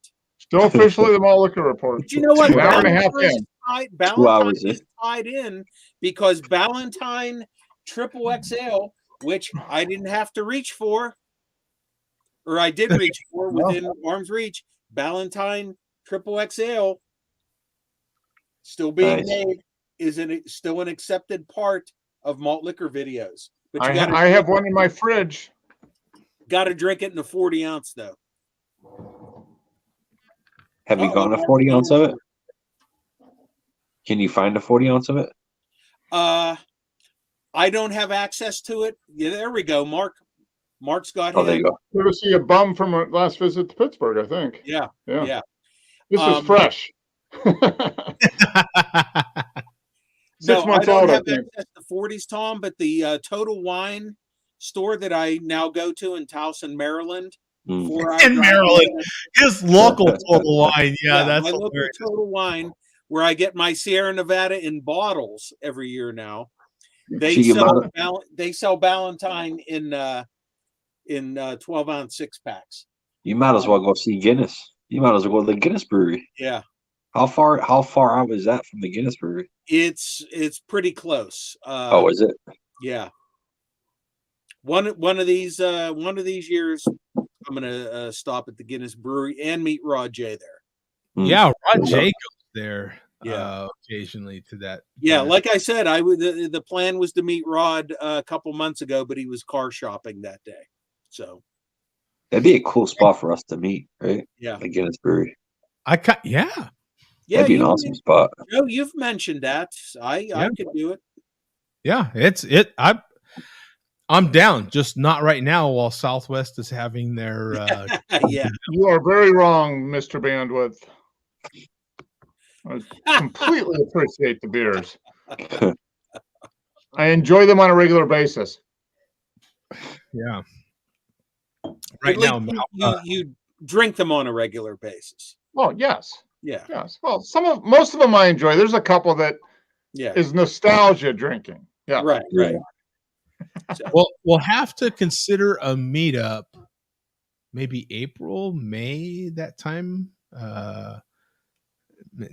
frame, or maybe even a little later.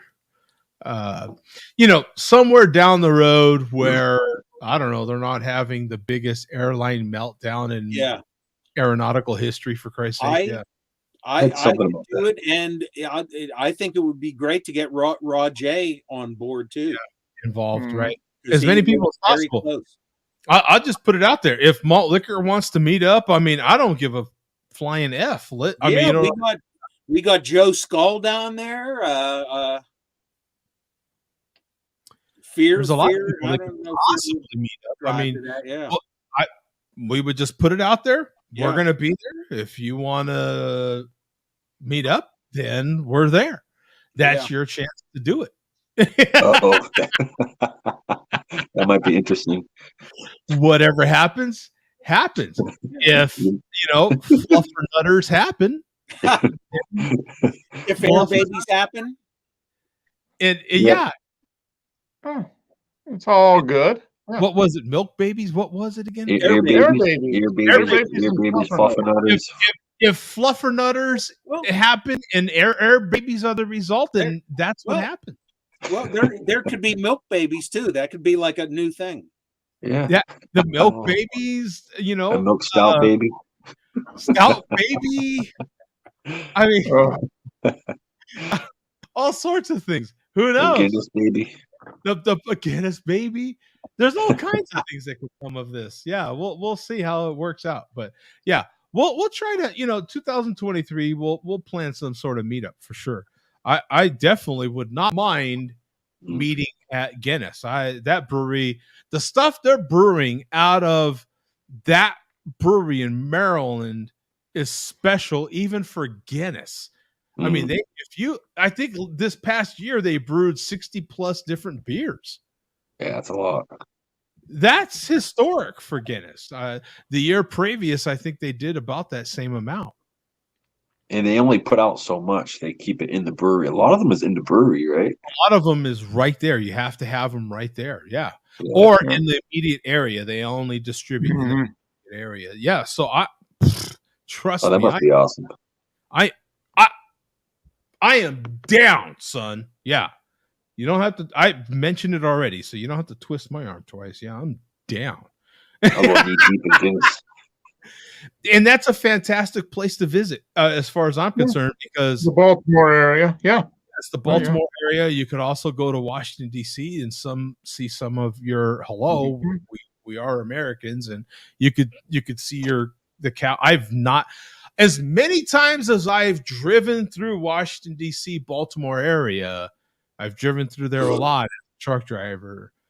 I've not had the opportunity to be a tourist. I've not had an opportunity to see some of those monuments and the Capitol and all these sort of things. I've always had to drive. I've got some stories to tell about driving through there, that's for sure. But in any case, we are trying to continue with the Malt Liquor Report here. So, okay. This is more Vega. Back to Vega. This is more Vega. Yeah, a little bit of I don't know what was that. There's never enough. There's never enough Vega. So 540, Joe. 540. Here we go.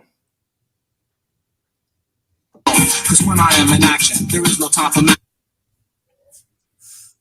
That was a fantastic song, by the way. Just that few seconds I heard, I already know what it was.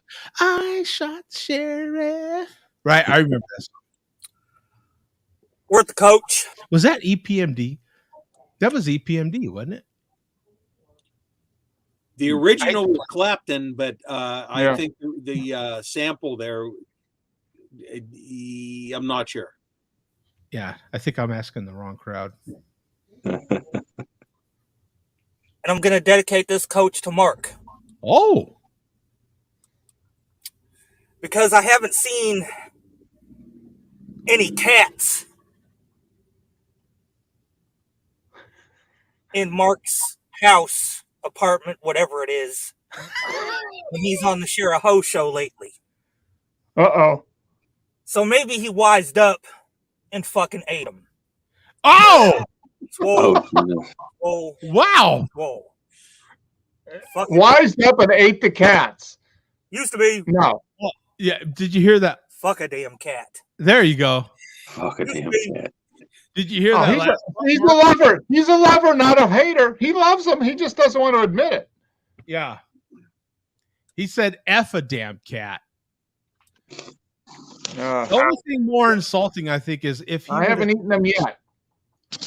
Not yet. Not yet. Considering it, because they're well I'm fed. still looking for a good recipe for barbecued cat. No. They are well fed cats. Let me tell you. They are well fed cats. Joe, there was an Asian restaurant like in Oh, Lynn, no. I think Lynn area. Is it Lynn, the city of sin? There was, I guess, cats were missing. Even I didn't go there. Cats were So just they were getting the missing. local cats. Yeah. Cats were just missing, and they end up finding out that this place was killing all the cats and feeding them to people. Hey, I mean, it's Shutting cats it and down. dogs. It's a thing. Yeah. I mean, okay. When I mean, we don't. It's not a custom that we do, but oh yeah, at the people end do of it the all the day, time. cats are meat. Mm-hmm. Dogs They're are protein. That's meat, that. yeah. They eat at it the in end of Asia. the day, right? Mhm. Yeah. All those people in India saying those people in America eat cows. I mean, Yeah, pork. Yeah, that's where I was going. Yeah. that guy right down there, the other Yeah. way. He's Yeah. doing beef cheeks right now. Yeah. There are currently there are beef cheeks right now in my kitchen cooking. Slow and low. Nice. Slow and low. Joe be slapping them cheeks. Slapping them cheeks. He'd be Lou Baglieri has excellent cat recipes.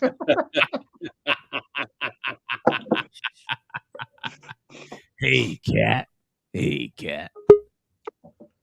Whoa, Okay. we got the coach back. Okay. He's got his glasses on. He's curious now.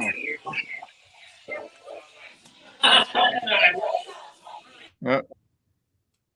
An extended malt liquor report, by the way. In case you didn't catch the beginning of the show, we announced that we might. All right, go Mike Myers. He's got Mike Myers on his T-shirt. That's what it looks like. Mike Myers. Yeah, Vega has quite the collection of shirts. Yeah. So go to 635. No cats. No, I didn't eat the cats. So instead of just admitting it. And since we're beyond the coach at this point, extra big, extra special, extra fuck you shout out. Oh. To the entire Shara Ho show. Oh, all right. Swole. Swole. Swole. There you go. Wait a minute. Swole. To the entire extra fuck. Extra big. Do what I do, so instead of just admitting it. And since we're beyond the coach at this point. Oh, we're beyond the coach. Yeah. That's what I was trying to get at. Extra big, extra special, extra fuck you shout out to the entire Shara Ho show. So, okay. Tom, did you catch the obvious in this video? Yeah. Mark, did you catch it? Okay. How can you go a double XL with tiny hands like that? How can you possibly do such a thing? Right? How do you go a double XL anything, right? With tiny hands like that. You can't even get across half the bottle of a 40, for Christ's sake. Right? Oh, Like, I've never noticed tiny hands with Vega. Well, that's true. It's the chairman. Yeah. Okay, we'll cut him some slack. That was easy. All right, I'm easy. Yeah, the chairman's hands are kind of like that little, like the little goldfish video, right? They are. Wait, we have to. What is happening over here? The coach is in the mix over here. What is he Coach is like? coaching. Is he the clown at the party? No, we're looking at a baby, gentlemen. Oh, Yeah. No, I won't go there. That's a very cute baby. he's like the clown at the party. He's the entertainment. Yeah. The coach is the entertainment at the party. He's got the glasses on. Yeah. He's got, well, he's kind of got the face paint because he's got, wow, that looks like my fridge. I have a fridge that resembles. There's some mustard laying down there on the top. Oh, You got some whiskey. Not quite as dirty as Keen's. My fridge, I have a fridge that resembles that, except mine's like full of meat. Oh man, those drinks will mess you up. I have a fridge. At this point, I have fridges and multiple freezers. well, there's that fridge, and there's the beer fridge. Yes. Okay. Did you Yeah. hit up the sales this week at your No local? shots yet, Coach? No shots? No shots? Your local Albertsons and your local Kroger, $16.77 a 30-pack, kids. Oh Meat. yeah. Meat on a stick. Oh, meat on a I got- stick. I got something for you guys. It's America. No, bacon wrapped water chestnuts. Bacon wrapped Ooh, water chestnuts. What? Yeah, water chestnuts. sounds good. Water chestnuts are good? Yeah, yeah. Forget about it. Oh my God. They're real good. Okay. Oh, he's hiding in the... Thought he fell over, did he? Apparently, I'm missing out on a lot of things here. As a fat guy, I take offense to all this, all of it. I am very offended. This whole show, the whole show offends me. Why? What's the matter? Well, Well, you can grow hair. I mean, that's not a problem. I had. Oh my goodness grief! I also have been exposed as a person of the bald brotherhood. I have been exposed to hair transplant surgery in Istanbul, Turkey. Did you realize that's where you have to go to get a hair plant transplant surgery? This guy does. Joe, they have those Courtesy of barbers. YouTube, your YouTube feed. Yes. Via YouTube, I have found out that you have to go to Istanbul, Turkey to get a hair transplant. Istanbul. Istanbul? Yeah. Istanbul. That's how we say it in Arizona with an Arizona accent. Maybe if you eating a fluffernutter, but I don't know. No. 1677, limit 2 30-packs at Arizona Albertsons. See? Boom! Told you.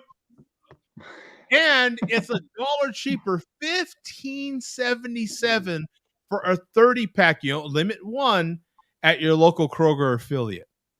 Fry. With the app. With the app, right? Yeah, both of them are via the app. Both of them. But a 30-pack, dude, that is around 52 cents a beer.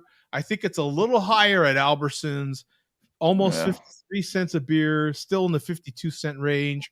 But anytime you're nearing that 50-cent a beer range, that's old school pricing. That you have to buy it. You have to buy the beer. Buys the beer. That's how much it was when I was in high school. I'm saying. I remember that. Boom. Dude, anytime you start nearing 50 cents a beer, that's 10, 15 years ago price. Yeah, easily. But look at what you're getting, though, too. I mean, you're rehydrating because of all the flavored water. So if you're really into carbonated flavored water and rice water. See, this is Delilah beer. She wants rice. You buy her a 30-pack. Be a good dad, Tom. Buy a 30-pack. Yeah. I call it beer juice. right? It's good for like fish and chips. You want to make some fish and chips, some beer batter. You know what I mean? Beer batter? Beer, Oh yeah. beer battered Perfect onion beer rings. batter. I'm gonna go be green. I'll be right back. I have to recycle. All right. Hey, that's important. It's important. Don't put it in the wrong barrel. Yeah. Our recycling is blue. No, wait, because I always mess it up. No, our trash is blue. Green is our recycle barrel. Yeah, but wouldn't you Now, think do you it'd have be any more different of these left, Bum? Are you done with the Burtons? I'm down to the swill. Okay. Do you have any more left in the bottle? No. No. Okay. Just this. Swole. You're down to the coach. I'm down to the coach. Oh, dude, this was so good. Oh my god. Yeah, Tom, that was exceptional. It honestly tastes better. The aging of it made it taste. It definitely made it taste a little bit better. But it's just as good as when it was fresh. Oh my god. Oh, look at that. 30. Yeah, I can believe that, Vega. $12 for a 30 pack of Old Style in Chicago. Yeah. Wow. Damn. Yep. Is it enjoyable? I remember Old Style used to be so cheap in Chicago. Yeah. That's real beer, though. That's beer for American patriots right there. Old Style. Like get your brats and stuff 16-ounce going. cans.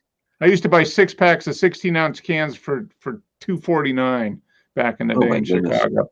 That's crazy. 2 weeks in a row that sale has continued. So fantastic time. Probably through the first of the year. Yeah, it's probably going to go through like Monday or something. Yeah. Well, the sales are always, Wednesday to Tuesday. Yep. And then Wednesday starts the new sale for that next week. Yeah. There's also fantastic deals on meat. So you can, well, not actually, some decent sales on pork ribs. So for those you should get that Wagyu prime sirloin roast, Joe. Come on. Yeah. I know. That 11-pound roast is half the price of half a beef. It's only $100 a pound. I know. We buy Coke. Coke is less than that. Yeah. Right? Yeah. Seriously. Coke is just less than that. Yeah. Oh, God, what the hell is happening? I do want to have that at some point in my life. I do want to try some, but A5 Wagyu. Wagyu. Have you had A5? I have never had Wagyu beef. I've had I've had American Wagyu, but not the A5 Japanese stuff that is $100 a pound. You go to a steakhouse and get that, you're going to pay $300 for a steak, basically. Oh, more than that. Have you ever had any Wagyu, whether American, Australian, or Japanese? Oh, the Arby's. Oh, you said Tom? I thought you said Bob. Oh, the Arby's. Thank you. Yeah, I've had American Wagyu. Yeah. Burger a couple weeks ago, I never had. Yeah. You're right. I had it last year. Yeah, I had the Arby's Wagyu hamburger. Yep. I'm pretty sure Wagyu though it's based on what they eat, right? It's a specific diet to what they. It's a combination of the diet. Japanese is the diet, and then it's the breed too. Yeah. Yeah. It's a specific cow. It's a specific diet, and the way they're part of the country too. It's like the little microclimate that they're raised in too. Yeah. So the kind of grass that they eat or whatever it is. The way they're pampered. They're literally like combed and brushed constantly and all this sort of thing. Mm-hmm. Really pampered. They must get fed really well though. They must be happy cows. Insane. Yeah, I know that. I mean, you can't even touch the meat. Hello, without it melting in your hand. Hello, giggity. I mean, you know what I'm saying? Like it can't. Yeah, it renders off so quick. You gotta like cook it perfect. You gotta cook it perfect way. Yeah, that would suck. You pay all that money and then you cook it wrong. Oh, God. Yeah. I don't know that you can mess it up. I don't know how you could. Well, you could go low heat, and it cooks so fast you take that steak and you're making it into slivers. You're not necessarily having that whole steak, right? You can get the Wagyu A5 at Costco. I think they'll give you 2 steaks for $200. It's basically $100 a steak. And the way the Japanese serve it is you literally cutting into slivers. So you're just having And everything all the reviews I've seen, everything I've ever seen says that it's so rich you can't eat too much of it. Yeah. So you can't eat more than like a few ounces of it anyway. It's just so it's so rich and it fills you up. The fat that's in it just fills you up. Mm-hmm. Oh yeah. Yeah, I'm looking at $458 a pound for tenderloin. Oh fuck that! I'd rather go. I'll go eat lobster. All right, I'll buy meet you 4 guys. ounces. For $100. Wait a minute. Are you going to eat lobster or lobster? Lobster.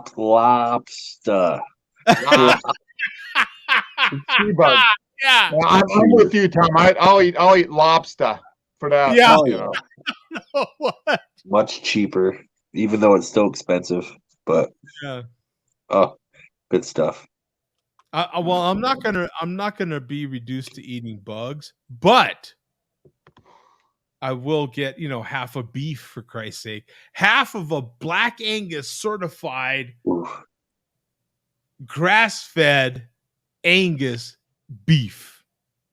Joe, you're missing out. You want some lobster bisque, and then you throw chunks of lobster in the bisque. Oh, see, they're not doing shots. They're just drinking straight out of the bottle is what's going on there now. Yeah. I see Earth. I see the Idaho Earth is there. Idaho Earth is there. Right. So there's technically no shots happening.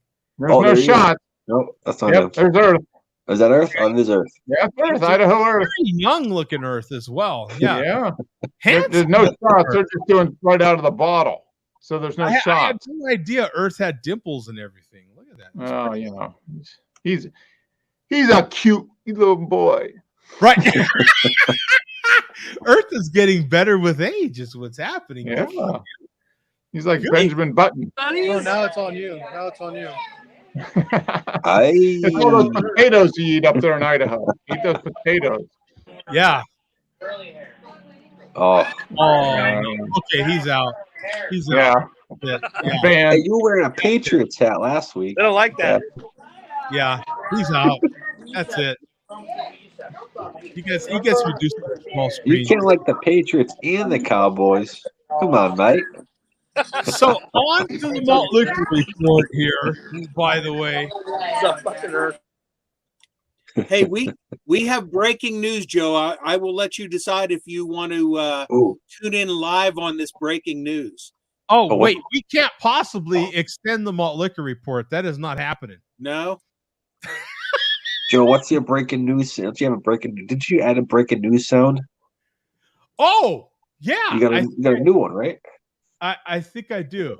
Let me see. Breaking news sound. Yeah. No. Okay. We got breaking news. 40-ounce beer is doing a live stream right now. He's been drinking all day, and my malt mail that I sent him has arrived, and he's live streaming right now. Oh, no way. That's cool. We can tune in on him if you click the... We should tune in on the live stream, yeah. Yeah, we should check it out. And your malt mail is there? I think this might be the closest thing I could possibly... Yeah. Oh, there you go. There we go. That's SOS, but that's close enough. Yeah. It's shit. Okay, so we'll go to the link right now, and we will pull up said live stream. The live stream. Breaking. We're gonna like quadruple his viewership right now with the 4 of us. Anything that Beer says is not necessarily reflective of the viewpoints of the Share a Beer Show. Thank you very much for the disclaimer. That I may glue onto a 40-ounce and drink to try to trick you sometime next year. Should we automatically thumbs down this live stream? I hope none of you live to see the new year. I hope none of you live to see the new year. Okay. And this is his last go. Oh, it just ended. Oh, And that's Oh, it. yeah. That's the last you're going to see a 40-ounce fear for a month. He is now heading into dry January. Oh, what? Yeah. Well, I don't blame him because all you're really drinking is malt liquor, and so why would you want to? So really, it's just an excuse not to have to drink that disgusting stuff. Yeah. Oh, dear God. Well, we got to see him live for 3 seconds. We did, and it is documented on this show, Yep. by the way. It is in the ether forever on this show. Yes. Okay. So is the link previous to that one a good link, or did we cover that one already? I don't think we got to that one yet. Okay, let's take a look at it. You could take And a look then at we it. can wrap things up. We have some chairman stuff, but nothing's time sensitive. That can wait till next week. The title of this one is Shout Outs. Yeah. Yeah. This is the chairman giving various shout outs and various fuck you shout outs. Not Are the you sure? chairman. Once again, not the chairman, Vega. I was Man, I keep saying that. So go to 635. Okay.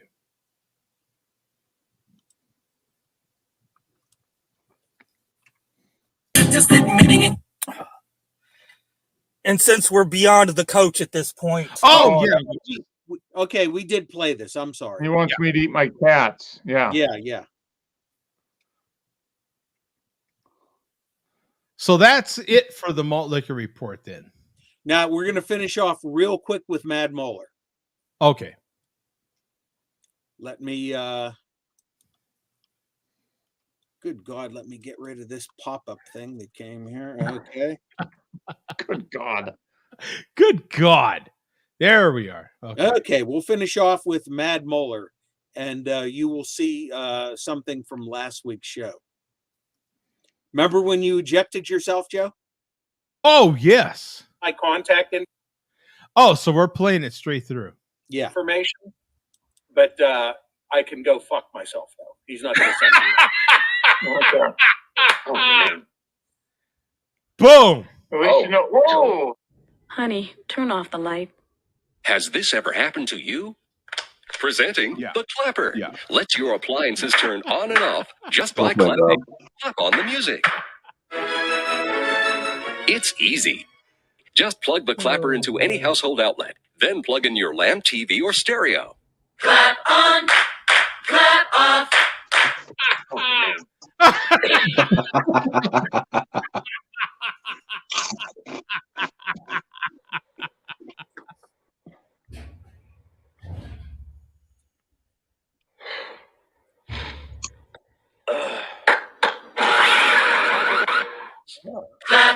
clap off. The Clapper. That's funny.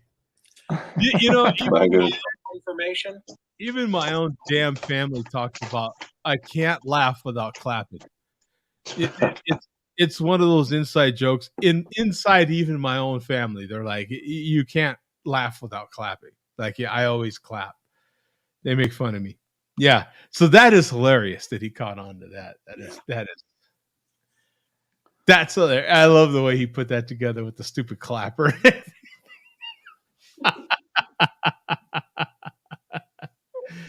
That was excellent. And that is it for 2022.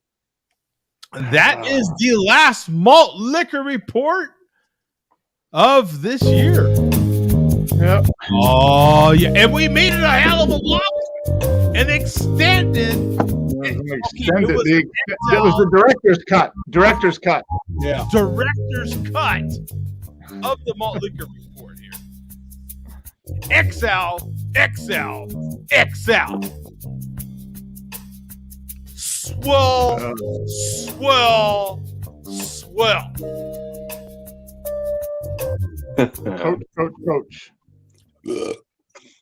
Coach. So I can't wait to see this this competition coming up. Okay, you call me that. The chairman. It's For a slip Jody. in the tongue, Vega. Clap for Jody.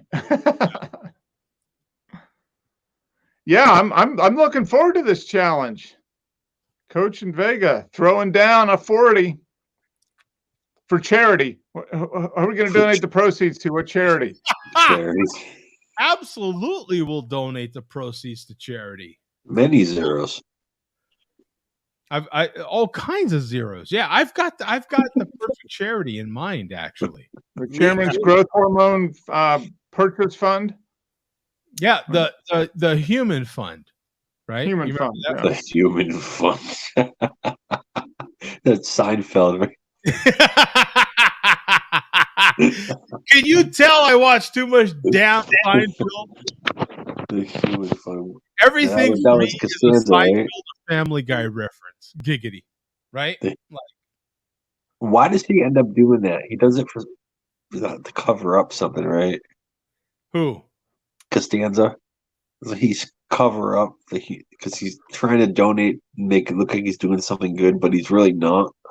Right. Yeah. No, he wanted to give something away for Christmas, right? He wanted a way to give a Christmas gift. And then someone else donated. They gave him something like that and said they were on his behalf giving something to charity. And he was like, what the hell is this? Oh, yeah. I'll make up my own charity and give, it was like some way for him to kind of fake giving the gift. You know what he did? He was giving cards. Instead of giving gifts to people, he would give gifts of him that he was donating the gift that he was going to give to them to charity. Exactly. What I need to do is fight maybe everyone doesn't know. I now have a painting of the Kramer in my house hanging. It hangs in my house. I need to find those Human Fund cards and hand them out next Christmas. There you go. And right? you can put how much you donated towards the Human Fund. I have donated money on your behalf to the Human Fund. That's awesome. Yeah, that would be awesome. So right now, kids, for those that don't know, I am actually barbecuing as I'm sitting here. Ain't that something? You got the cheeks going. My cheeks are hot right now, and you can smell them. Yeah. And I happen to have a tortilla maker for a roommate, so I can smell fresh tortillas going. Ooh. So is the end result of this, you're going to make tacos out of these cheeks? Absolutely. You shred up the beef cheek meat. You shred that up. I have braised that.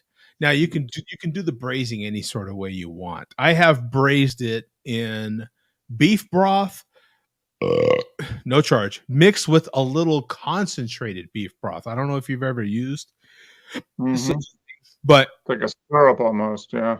Yes, the liquid version. Yes, and so I have used just a tablespoon of concentrated beef broth in there with it.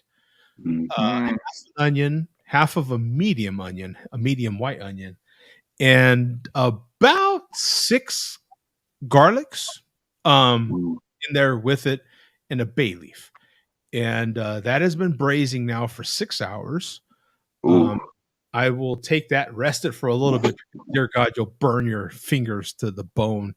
So then you shred it all up, get it with the fat and everything in there. That will make it nice and sticky and turn into nice barbacoa.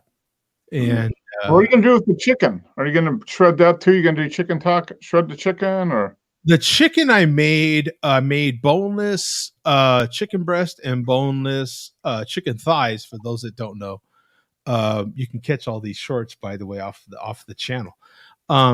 But I made all that actually just because I knew I was going to have a good fire going, and I didn't want to waste the fire. So you can keep that, use it for sandwiches or whatever during the week or the next couple of weeks. Sometimes we even freeze it and then use it down the road. Put it in little packs and freeze it so you got like a meal at a time. Yeah. Well, most of the time, the roommate, my girlfriend, is trying to trying to be on a diet. She gives it hell. I'll give it to her.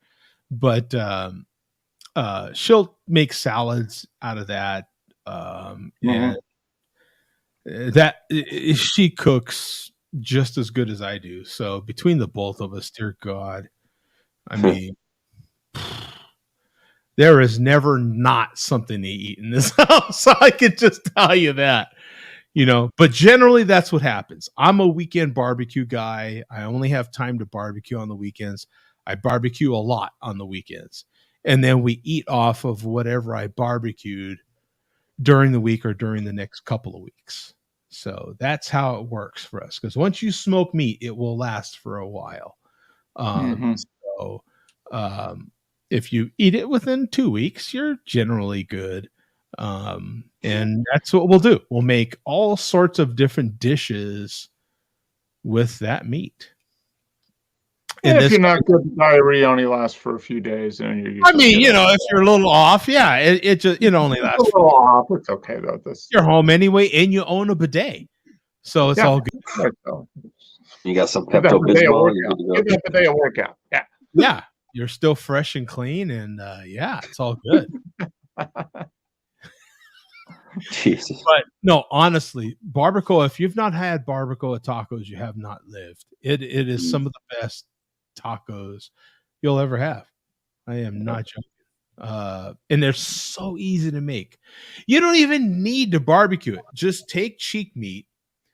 It's gonna be some of the ugliest meat you've ever had, right? It's not attractive at all. But you take it, and you can literally take it out of the package and just cut off the bigger, chunkier pieces of fat. You can cut those off, or you can leave it in. And you just want to cook it slow and low in your oven. Something with a lid on it, or put foil, heavy duty foil over the top of it. If you don't like, I mean, you can just take your simple little container of beef broth, pour it in there because you want to braise it. Pour it in the pot or the container, throw it in your oven at anything from 225 to 250, and let it slow and low roast in your oven. I would personally recommend letting it go the first 40 minutes to an hour uncovered, so that you get some crispiness, some extra flavor to it, and then cover it for the remaining, 5 hours, if you will. Yeah. At the end of that, check for tenderness. You want to make sure that it is super tender. Take some sort of skewer or toothpick, and you should be able to just poke that meat like it's butter. Once you do, then let it cool a little bit, because you'll burn yourself to death. Or take those claws, or take some nice forks, shred it all up, mix a little bit of some of that roux in with that meat, and get you some nice corn tortillas and your nice salsa, cilantro, and onion, and some of the best tacos you've ever had. Promise you. Barbacoa is fantastic. Taco Bell beats that any day, Joe. There is nothing like nacho fries, bro. Oh, the nacho fries are good, actually. Nacho fries are actually pretty good. No matter what, you still have to go to Taco Bell. Get the nacho fries. You can make those barbacoa tacos, but before you eat them, go to Taco Bell, get the nacho fries to have with your barbacoa. Go get your proper taco at Taco Bell first. Do yourself a favor. Get yourself a nice crunchy beef taco at Taco Bell first, and then make those tacos. Yes, at home. How to ruin your barbacoa? Go to Taco Bell. Step one. Go to Taco Bell. Step one. Ruin your barbacoa. Now, if you've not had barbacoa tacos, now, if you want to up that game a little bit, you'll buy, your grocery store, I'm sure, sells beef cheek. You just might not have looked for it. I bought 6 or 7 pounds. I think it was like 7 pounds of beef cheek. maybe your grocery store or your butcher sells you a little less, and maybe you're willing to splurge because they're kind of expensive on a tongue. You can mix the tongue meat with the cheek meat and really get some really good barbacoa. Or if you're willing to up the game even more, it's traditional to dig a hole in your yard somewhere and put lamb or goat meat in there. And that's kind of Joe, when my mom, you don't have to do that. You can use your oven. You can braise lamb, perhaps with, you know what I'm saying? You can kind of, in other words, you can kind of mix these things up. Joe, where my mom is from in the Azores, it's a volcanic island. So when we went out there, they have a thing that they dig like 6 to 7 feet in the ground, and then they put the pot in the ground. They put the soil over and they let it sit overnight, and then you come back the next day. Oh, it's so good. You know what's fun? So good. There's The so original crock pot right there. There's so Yeah, many, it it's like was with amazing. beer, right? We have, you know, from our fascination and our love of beer, we have found all these different ways that beer over the centuries and over thousands of years it has been acceptable, right? And a lot of us with our beer, we love food. And there's many different, barbacoa is barbecue. It's, you know, there's lots of different ways to barbecue all over the world. And that's another way to dig a pit, put something in the pit, bury it, and then awaken the next day, unbury it, and you get your barbecued meat. Whatever it is, you know, whatever that particular culture chooses to call it, it's still barbecue. And to me, those are the original pit masters. That's pit mastering at its finest.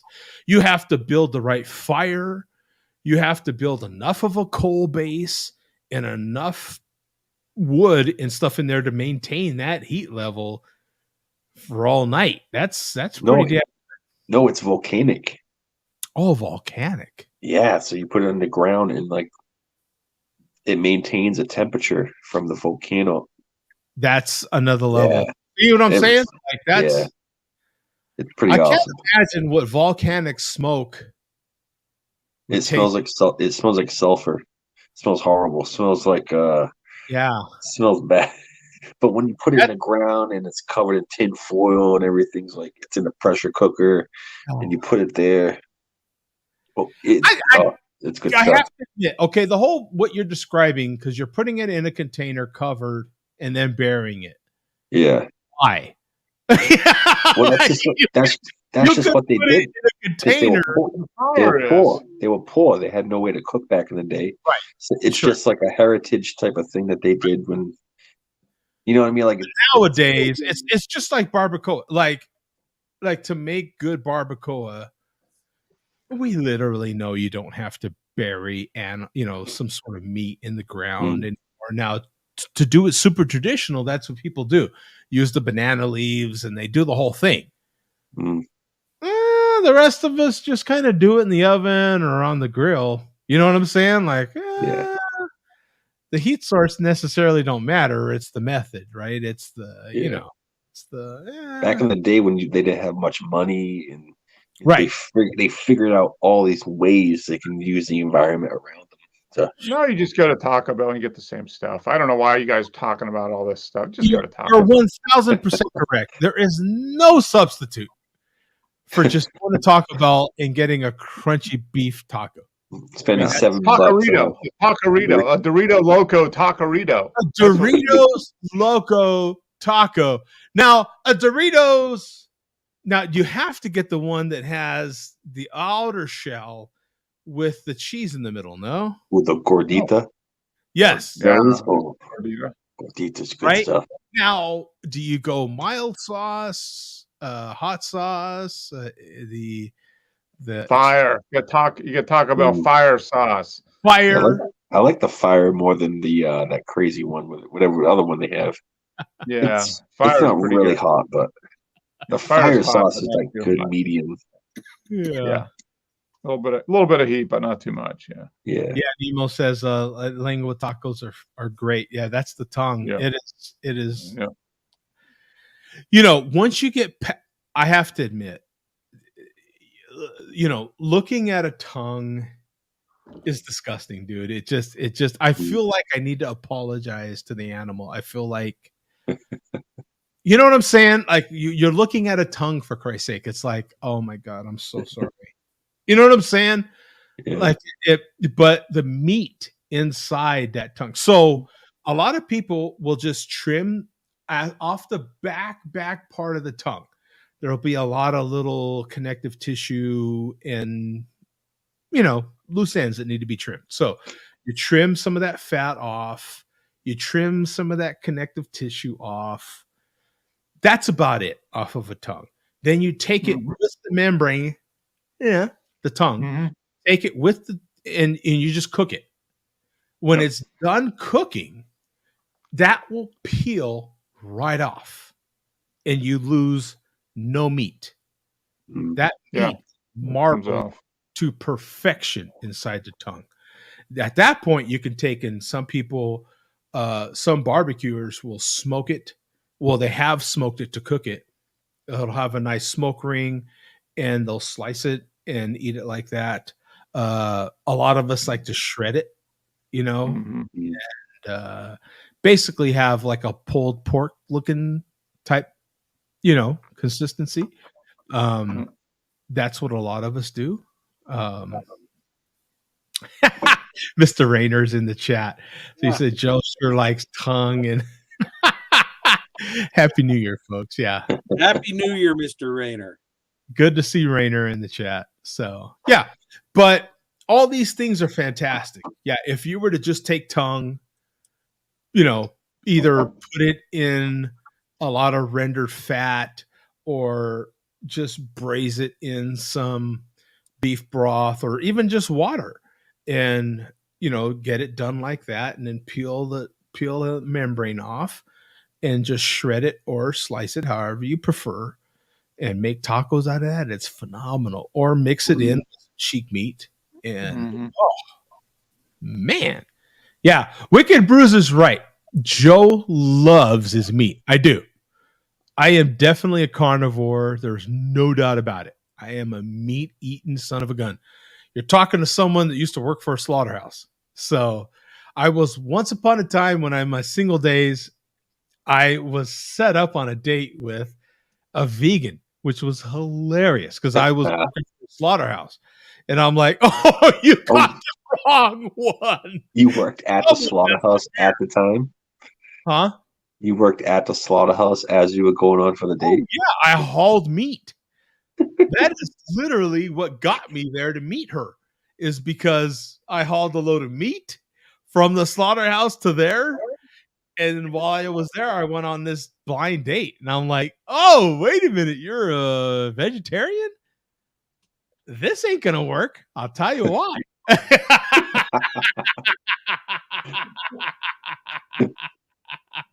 That's awesome. Yeah.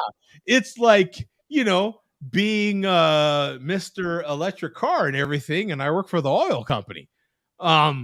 I'll tell you why this ain't going to work. I'll give you one guess. I work for Shell. You know, Jesus. So, and it could go the opposite way, right? This ain't gonna work because I work for Tesla. You know what I'm saying? Like, you know, what did she do? Did her eyes kind of glow up when you said that, or was she like, oh shit? Well, the person that set us up was there as well, so that was the person that was really like, you know, oh my god, you know what I'm saying? Like, yeah, I didn't even think about that. I'm like, duh, that's great. What do you think's gonna happen, bro? Okay, kids, we're out of here. See you next week. Happy New Year. No, see you next year. Next year. See you next year. We'll see you next year, man. Peace out. Yeah. Peace. Happy New Year. Happy New Year.